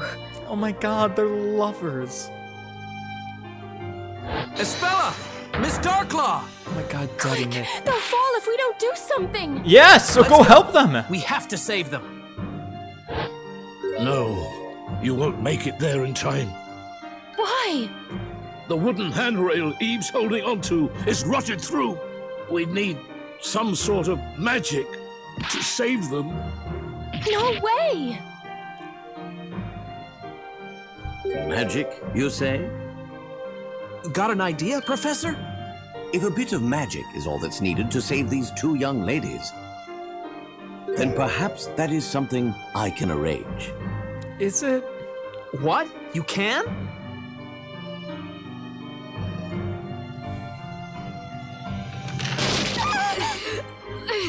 Oh my god, this is just like the scene from 102 Dalmatians when Oddball was about to fall off of the clock tower, or the building that was next to the clock tower after Cruella de Vil heard the bell ringing. Oh, that gave me such anxiety as a child. Ugh! Yeah, that's exactly what happened.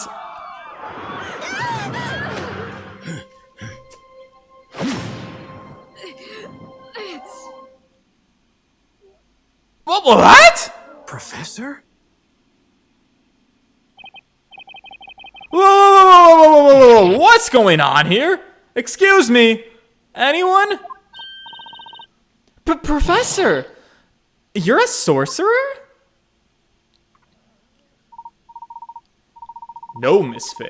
We have already established that magic doesn't exist, even in this town.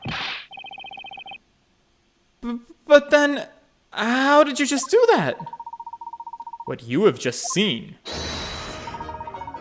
was the last and greatest illusion within Labyrinthia. An illusion? Magic is but an illusion, and this illusion has been produced through the power of suggestion in Labrellum's medication. Everyone in Labyrinthia has been under this peculiar magic spell. Now then, shall we break the spell? Yeah? Magic is the last mystery to be solved? You've seen through all my tricks, Layton. I wouldn't have done it without the vital hints you've given me when we spoke in your tower. The final spell is concealed at the start. Okay. What does that mean? As you know, the spell's listed within this book. Yeah, right. The Grand Grimoire. Now, what did Mr. Cantabella mean by the start? The front cover?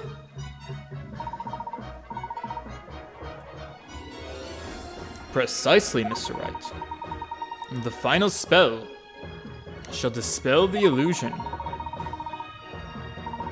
The correct incantation is hidden on the front cover. Does that mean that there were shades then, here? Mr. Wright.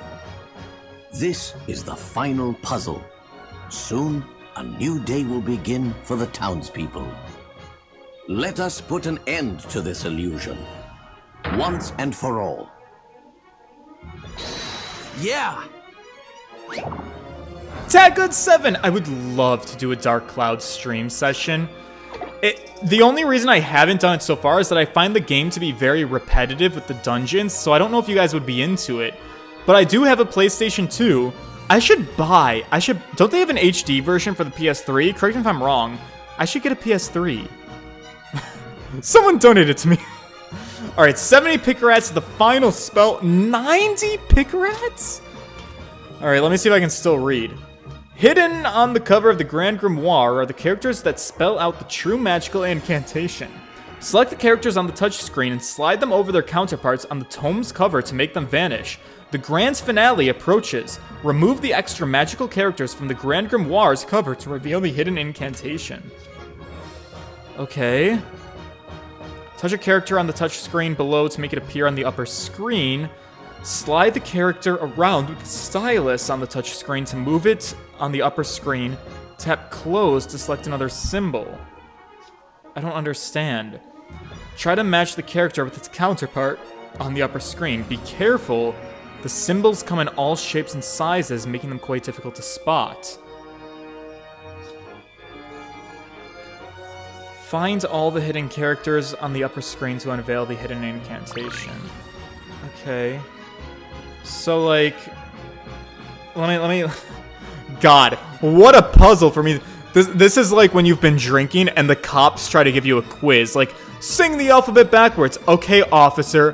ZYXWVUT SRQPONM LKJIHGF ECDBA. Fuck you. Let me go. Alright, here we go. This... Yeah, this matches with this. Yeah, perfect. Okay, great. This matches with this. Great. This matches with this. If I can turn it. Is there a way to... Oh, that's fine. Perfect. Alright, what else? This matches with this. I got this. Don't worry, boys. I'm a professional. Let me keep going here while we're on a roll.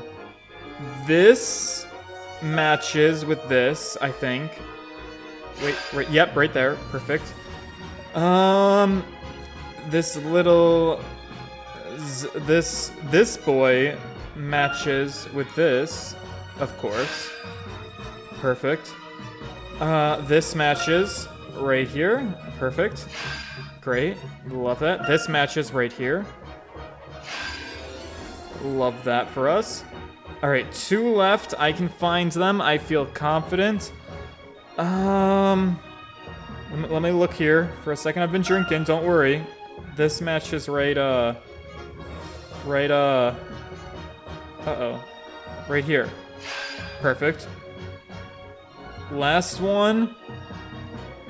Big blade. What of these, which of these has a big blade? Oh, I see it.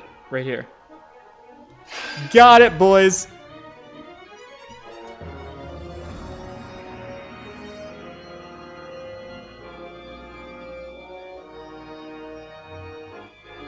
I messed up the last 5 letters? ZYXWVUT SRQPONM LKGIHE... Wait. Fuck. ZYXWVUT SRQPONM LKJIHGF EDCBA. I might have said it wrong. Listen, I'm drunk. I shouldn't be driving right now. Oh, fuck, I have another letter. Of course I do. So this one... Wait a second. Goes here? Wait.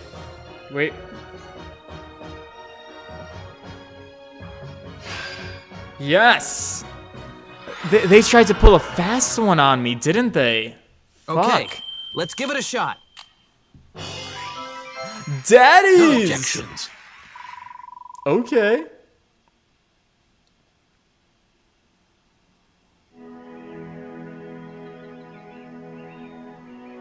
The sun is rising, and when it does, Its light will reveal the truth behind Labyrinthia's mysteries. Now, Professor? Yes. Shall we, Mr. Wright?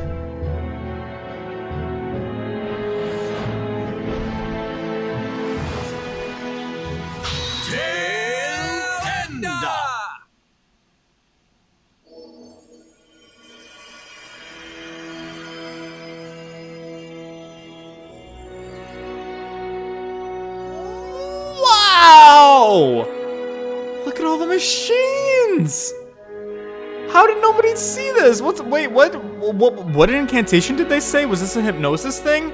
So this is the real magic behind Labyrinthia. Excellent work, my boy. Whoa! Huh? Hey, it's Luke! What? Luke! Operating the crane? But he's just a little bitch.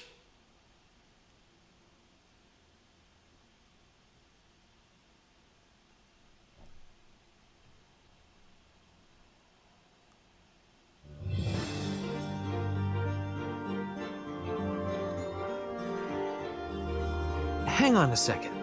The town's full of machinery? I mean, I figured that So much for magic. It was all done with these machines. I love that. Science for That's the win!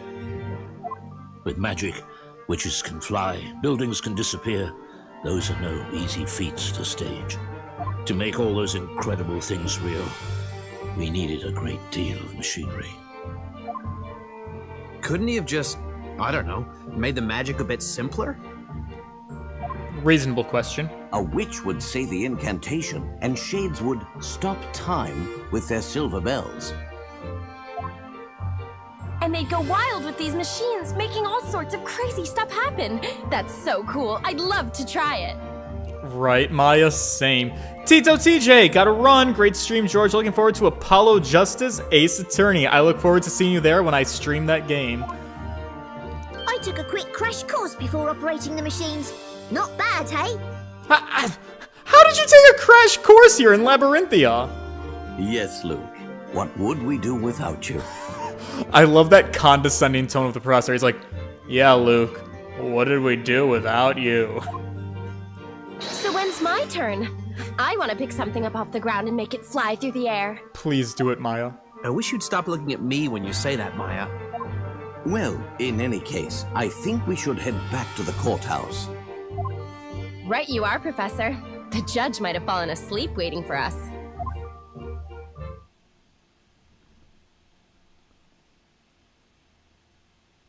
Between heaven and hell. The Shut sun up, has Luke. risen above Labyrinthia and has shown us our town's true form. Well, I really don't think there's any need for a verdict anymore. The witches on trial weren't witches after all. They were not. Thunder Phoenix 256. Wait, you're not actually skipping the investigations games, are you? Well, here's the thing. I would like to play them eventually, but my plan was to play through just the mainline series first, and then backtrack to the investigation series. So I was planning to do Apollo Justice next, when I do an Ace Attorney game again. I hope that's okay. I am deeply relieved that those I have sentenced are still alive and well. At last, I can step down from this seat with a clear conscience. That's good. And now, the final verdict in the last witches' court session ever to be held. Ah, boys, we got not guilty! A free flex, just because I feel strong and powerful. Let me put it out there.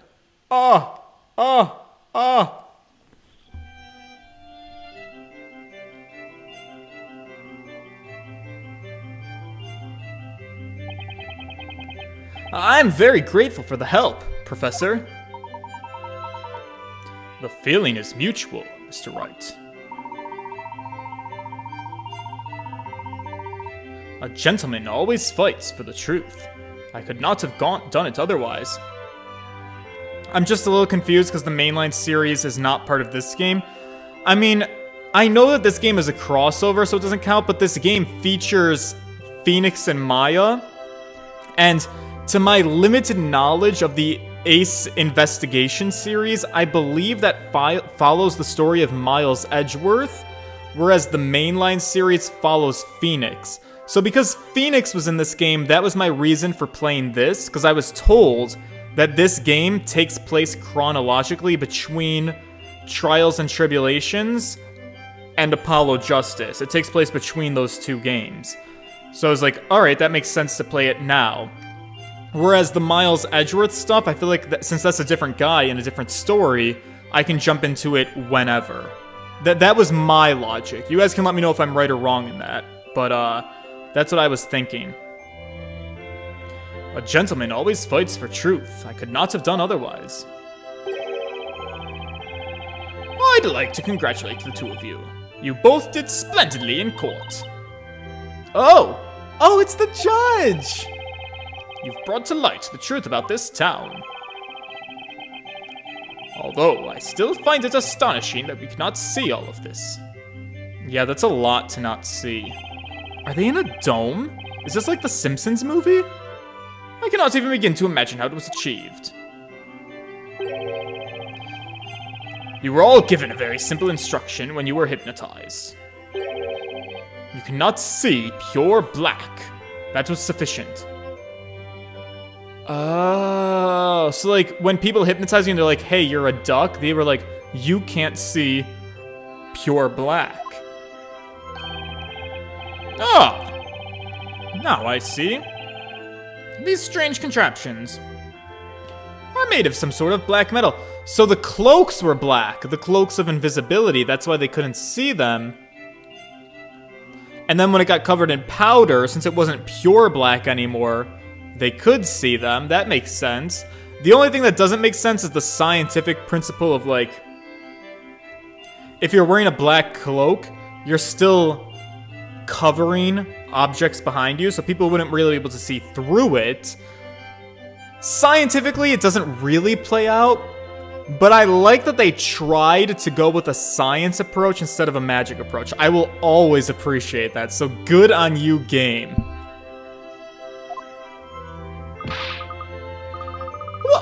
Wait just a second!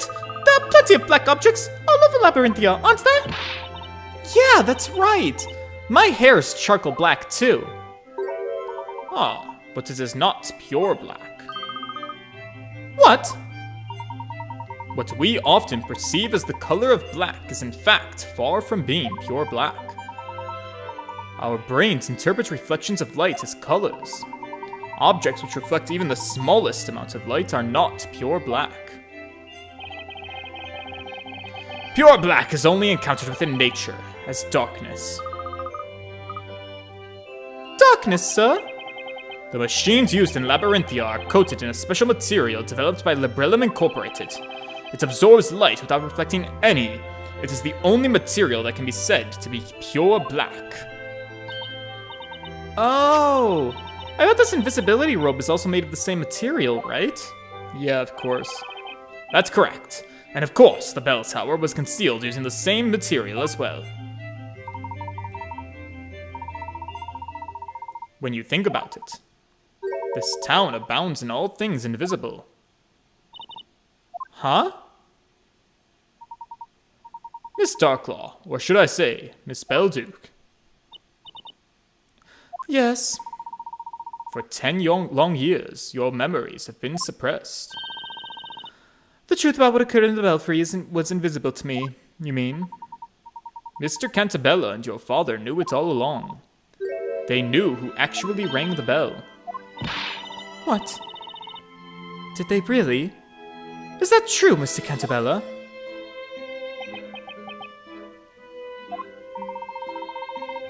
As we have demonstrated, it was easy to deduce from the situation in the belfry. But if he knew all along, why didn't he say something? It was, of course, for your own good. Don't be angry at her! He was protecting her instead of his own daughter, aww! You were trying to pin the blame for that disaster on Espella. Yes, I was. But if you knew that, why didn't you keep quiet about it? If you had only scolded me back then for lying, maybe Espella wouldn't have suffered so much trauma. It was your eyes, Eve. What? Your eyes weren't those of a liar. You believed in what you said. You truly thought it was Espella. What you saw was too much for you to bear. Your mind blocked out the real memory of what happened in order to maintain your own sanity. Had I called you a liar then, you would probably have suffered a mental breakdown. Oh! Mr. Cantabella and your father created this town. You were mistaken in thinking it was purely for Espella's sake. It was also for you, Miss Beldude. Oh! Remember what your father wrote in his suicide note? I have only 2 concerns. The first is my daughter. Which was not my non-binary friend, but his real daughter. Her alone in this world, although wow. She probably doesn't think of me as her father. Because we totally took this line and threw it on his non-binary, our non-binary friend earlier, but she's completely unimportant. Who would have thunk it? Wow, that was cool. That was a good little flip-flop. I had an argument with my father once. He was always thinking only about the town and paid no attention to me. So, you moved out and broke off contact with him. But you were wrong about your father. Not a single day passed without him thinking about you. He helped to make the story I was weaving a reality. For your sake. I've been so ignorant. I was so convinced father was driven to suicide by you. Your father couldn't bear the sense of guilt you had accumulated over the past 10 years. Even though he killed himself in the end, I believe you were always most important to him.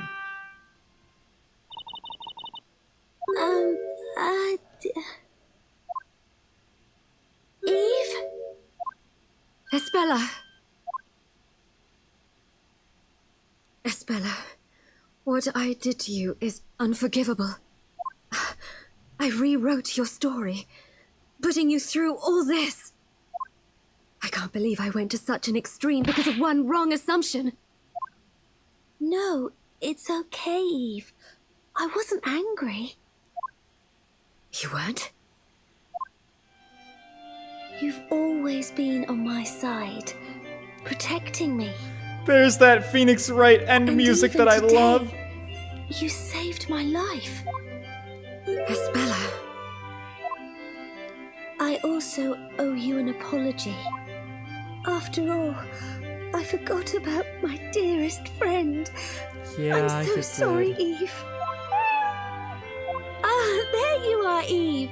Where were you? Your cat's called Eve.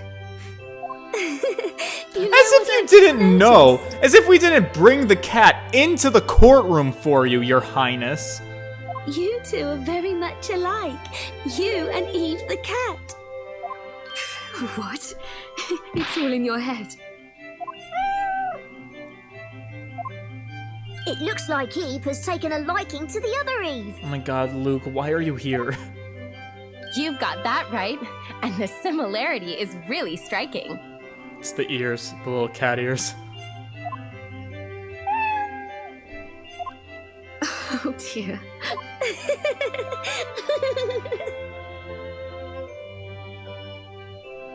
This is so great! What a happy ending. Is it the end, though? I hope so. My accidental Because we're guests, over 2 hours. Professor Layton and Mr. Wright. Yes?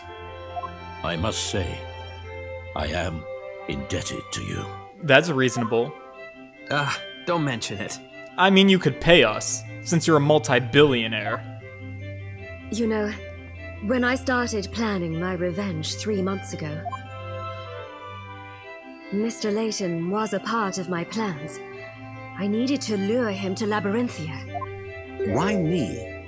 Yeah, why? You were famous in London, and word of your skills reached me even here. Really? What's more, you specialize in mysteries. So I thought that if you came to this town, you'd feel compelled to solve ours. Well, I am honored. That's cool. And what about me? Well, about you. How should I put it? Oh my god! Your Shots arrival here fired was at the purely Phoenix Wright accidental. series.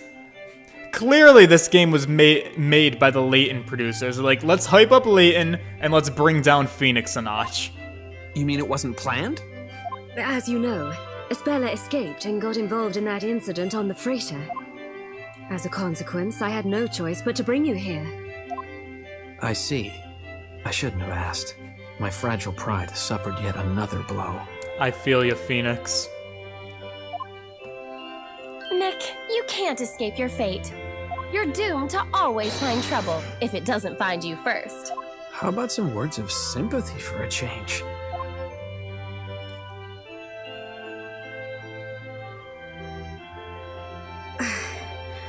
I am terribly sorry. The only thing on my mind the last 3 months was revenge. Whatever your intentions were, the last witch trial has ended in the best possible way for this town. You were correct in your judgment. You always are. You're too kind to me. I thank you from the bottom of my heart, Eve, for opening my eyes. Sorry to break up this little happy ending, but I've sort of got an important question. Why were you going to end the story? It's a reasonable question. Only Newton knew the real reason. I am suffering from an incurable illness. Oh my god! What? He's got cancer. Dad, you're ill. Is it serious? It is a rare disease with no known cure. Why not just cancer? Why didn't you tell me? Had I known... I wanted this to be my secret. I suppose that was a bad decision on my part. Yeah. I thought I'd finish the story before I died and lay the foundations for a new world. Honestly, I was desperate. I didn't much care about Labyrinthia anymore. Dad, why did it have to happen to you? Especially now that we're finally back together. Oh no, it's so sad. Cheer up, Isabella. How can I? Labrellum's new drug development center contacted me a short while ago. They have succeeded in creating a new medicine, thanks to Belduke's research. It's a top-secret wonder drug for my illness. Oh, hooray! How convenient. A wonder drug? Newton had been working on finding a cure for my illness until the very end. It would seem that the cure was his final gift to me. My father. Newton was the truest friend I ever had. I'm going to undergo surgery. Do not fear. I shall return. I am not So fearing. stop making that sad face. Dad, will everything be back to how it once was? No. Of course it will. Oh, yes. Yes, it will. And Eve, will you still be my friend? Maybe.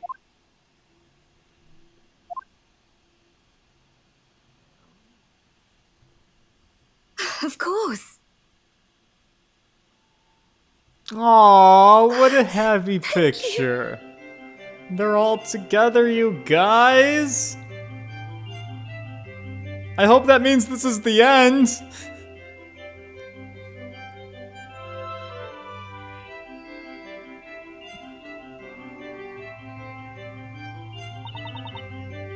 I'm going to drop by Mr. Clare's bakery. I've got so much Stella. Do you mind if I go, Dad? It won't take long. Of course, please go. Looks like he wants to come too. That's great. What? Oh, you meant your pussy. Meow. Estella, mind if we tag along? Not at all. You're welcome to come. Awesome. Maybe we'll get some tasty baked bread out of this. I thought we were going for a different reason. Well, anyway, I'll be off then. Professor! Pass on my regards to Mr. Clare, Luke.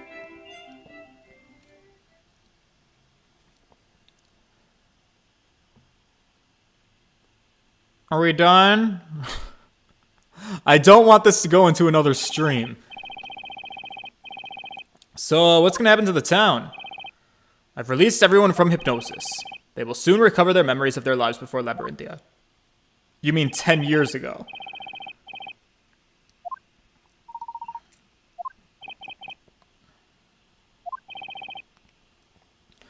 They're free to leave if they wish. I imagine this place will turn into uninhabited ruins, just like it was 10 years ago. I have some doubts about that. Your Honor!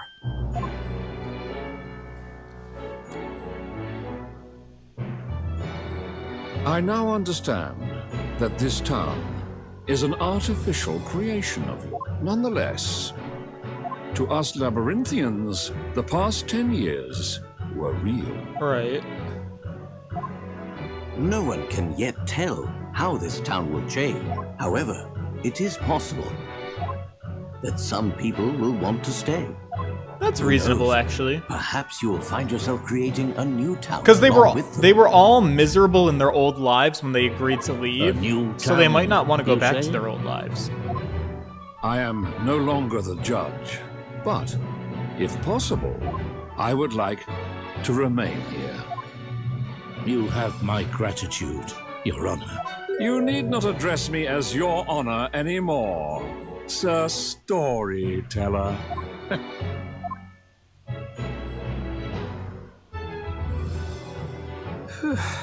And so, the last witch trial has drawn to a close. Has it? Are we done? Is it closed?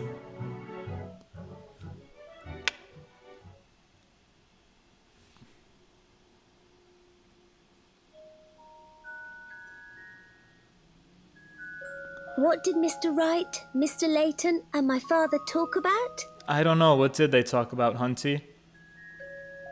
That I do not know. Well, thanks for the fucking information. Why bring up the question? Dad made a promise to me. Did he? Once everyone recovers their memories and he is cured of his illness, uh-huh, he will return to write a new story with everyone's help. It sounds like he's gonna get burned out, Hunty, and ignore your ass. This time, the story will be real without any lies or illusions. Okay, sweetie, but I gotta pee.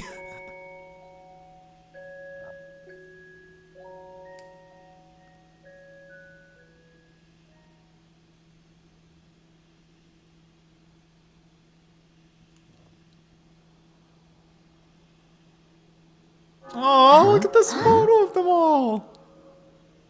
Are they about to leave? John Thomas. So we're really going to ignore the mass murder? I don't know if we do anything about it. I mean... I guess we just ignore it. It's what fine. A beautiful sound. Almost as if it's ringing in a new beginning for the town. Thank you, Eve. David Mahone. Epilogue 8. Wow, look at her hair. Then. Epilogue Whenever 18, you part are ready, 934. Mr. Barnum, Mm-hmm. Barnum? He can drive a boat? Has he been exposed to technology? Oh, I guess since the hypnosis has been reverted, maybe he was a big driver beforehand. Thank you all so much for everything. Okay, Cantabella. You take care now. You too, Mr. Cantabella. Bye. Can we just, like, ring a silver bell on our way out? Be like, goodbye, folks! Ding! You can bet on it! I wish all of you the very best. This is a very cute image. I like seeing all four of them together. Mr. Wright, I knew I could count on you to stand your ground and fight me to the very end. Me too. I always believed in you, Professor. And I know it's why we managed to get to the mysterious truth behind this town. Aww. And then they were lovers. When we get back to England, we'll drop by and see you, Luke. Great! I'll show you around London.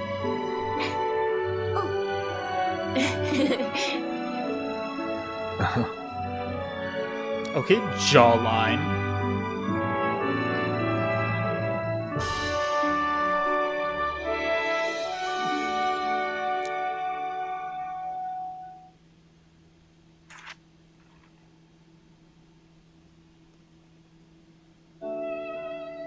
Credits! My favorite thing to see. We've made it to the credits. Alright, I don't mean to undermine this game. Wow, you guys, this was fantastic! What a good game! I'm so happy we played this. I'm so happy for those of you that stuck through this with me. We've been doing this for over a month. Someone! Oh my Christ! Someone donated $250. Good game, King. Thanks for the enjoyable content as always. Oh my god! Someone! Who are you? Are you sure you meant to do that? Do you want to reach out to me in a DM? Holy fuck! Is there anything I can do for you? Oh my god. Someone, if you want to make yourself privately known, please reach out to me on my Instagram or my Twitter. Oh my god. That was insane. Wow, I don't even know what to say. I wish I was more sober to, like, fully appreciate that. I'm so glad this content has reached out to you in whatever way that made you feel like this was worth that. So seriously, that makes my night. That makes this whole stream really worth it. Wow. I'm speechless. Thank you so much. And thank you to everyone else. Even if you are someone who's just been here to watch, it's really done a lot. I talked to you guys previously about how, like, you guys watching this and commenting and everything has really been able to blow this up. And you've gotten me... Oh my god, it's Foxy! You guys have gotten some of my videos into YouTube recommendations, which is something I never thought would happen. So, like, this has really been a dream come true. I cannot thank you guys enough for this experience and for being here with me. Especially as I'm going through a little bit of a harder time. Like, you know, I just don't have words. For anybody who's new, that harder time is purely emotionally and, like, relationship-oriented, not financially, so... I want to make sure I'm very clear about that. But, wow, seriously, this game was so beautiful. The animation, I lived for it. I feel like I've just finished reading a really long story. Indeed, Luke. I know what you mean. It certainly was an enthralling adventure. I wonder how Espella and the others back in Labyrinthia are getting on. I'd love to go back and see them. Although, I'd rather not have to be sucked into a book to get there. Perhaps we should ask Carmine to come along with us. Great! It's a real relief he recovered from all of his injuries. But he was a bit put out when he found out you'd already solved all the town's secrets, Professor. You guys are gonna make me well, cry. We mustn't forget that we didn't solve them all by ourselves. We couldn't have done it without the help of our friends across the Atlantic. I wonder what they're doing right now. Battling away in a courtroom somewhere? I'd wager they may well be, Luke. At any rate, we must make our own preparations. There's a brand new case that requires our attention. Oh my god, these guys never means rest. A brand new set of puzzles to be solved, my boy.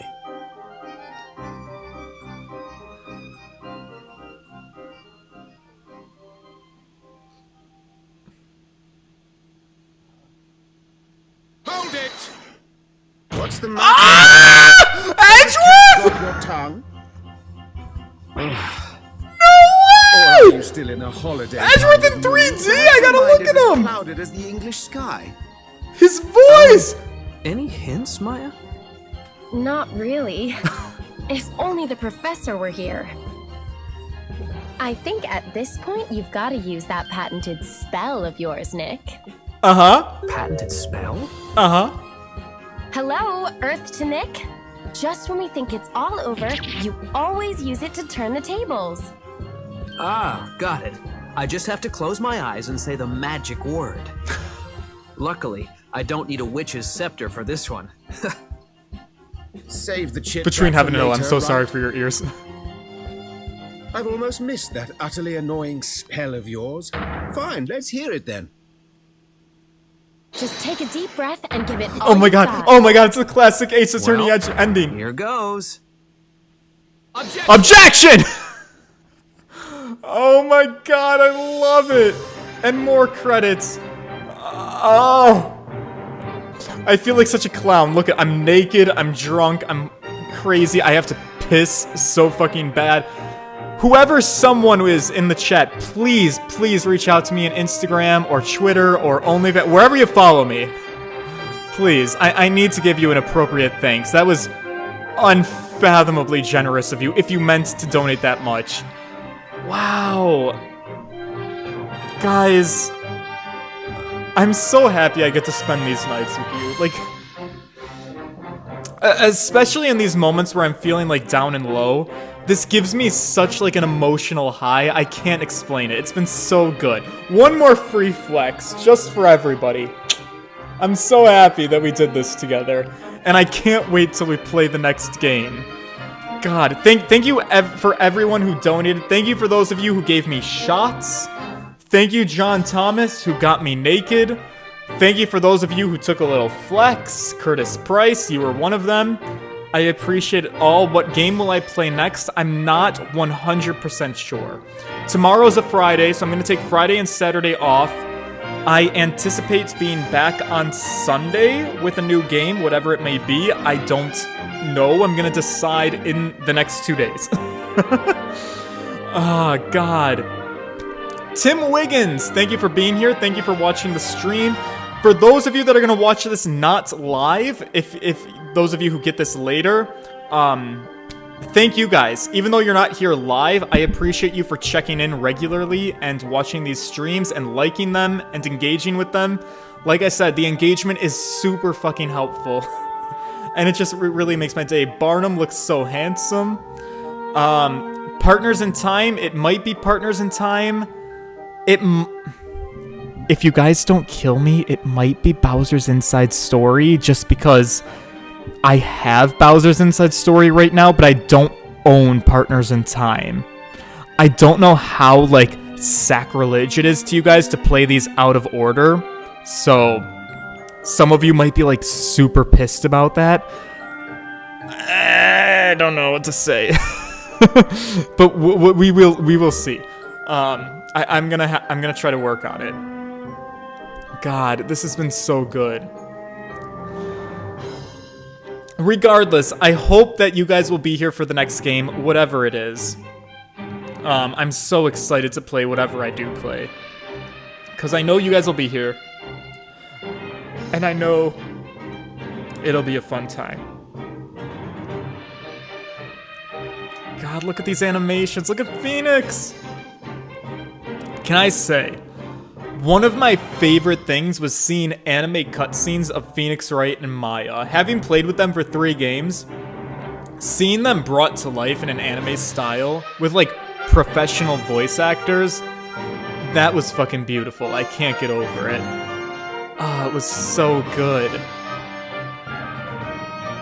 Thunder Phoenix 256. Wait, which version of Bowser's Inside Story do you have? Well, what might be another disappointment to some of you guys, because I know you guys like the originals, I have the 3DS version. So I love the 3DS version of Superstar Saga, but I know not all of you guys did love it, so I hope I don't piss off too many of you guys if that's the version I have. Isn't there a Phoenix Wright anime? There is. I have not watched it. I guess I probably could watch at least the beginning of it for the first trilogy. I don't know if it goes all the way through the entire series or just the trilogy, but like, I've never explored it because I didn't want to spoil myself, so I will have to look at it. Guys, I have to pee so bad. It's gonna feel so good to unload into that toilet. God, thank you guys so much. Thank you everyone who gave me shots, who got me to flex, who got me to do the shirtless stream, who looked at these handsome men that are on the stream with me. Oh, man, it's so good. This game truly was something beautiful. The way it blended was so perfect. Like, it hits you. Like, Phoenix Wright and Professor Layton, their game styles blend really well together, which you might not even necessarily think about, but like, damn, it works. It really, truly works. Alpha Dream Swan Song. Yeah, Bowser's Inside Story for the 3DS was like the last thing they made before they went bankrupt, isn't that right? That's so sad. Because that means there's not going to be another Mario and Luigi game, I don't think. Boppy, you have such a way with words. Unload into that toilet. Level 5, which I think, ironically, I think that they made Dark Cloud, the original at least. Oh, that would be a good game to stream too. God. Alright, I think this might be it. Is it? Nothing else? Something else.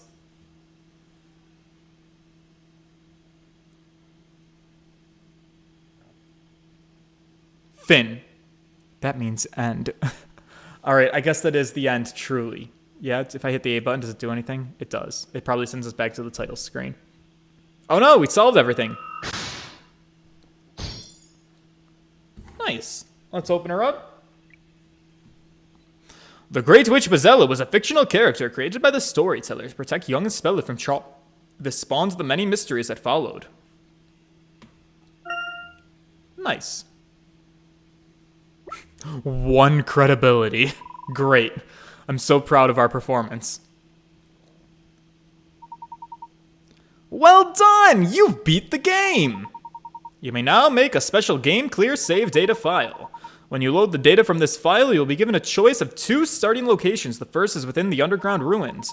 From there, you will be able to access the town and wander the town freely, searching for hint coins and unsolved puzzles. That's kind of cool. The second choice is at the climax of the epilogue. This is ideal for those who would like to experience the game's finale one more time. You'll be able to restart with the maximum credibility, so even if you run short this time around, you will still have the chance to pick up those vital pickerats you missed. Alright, let's save.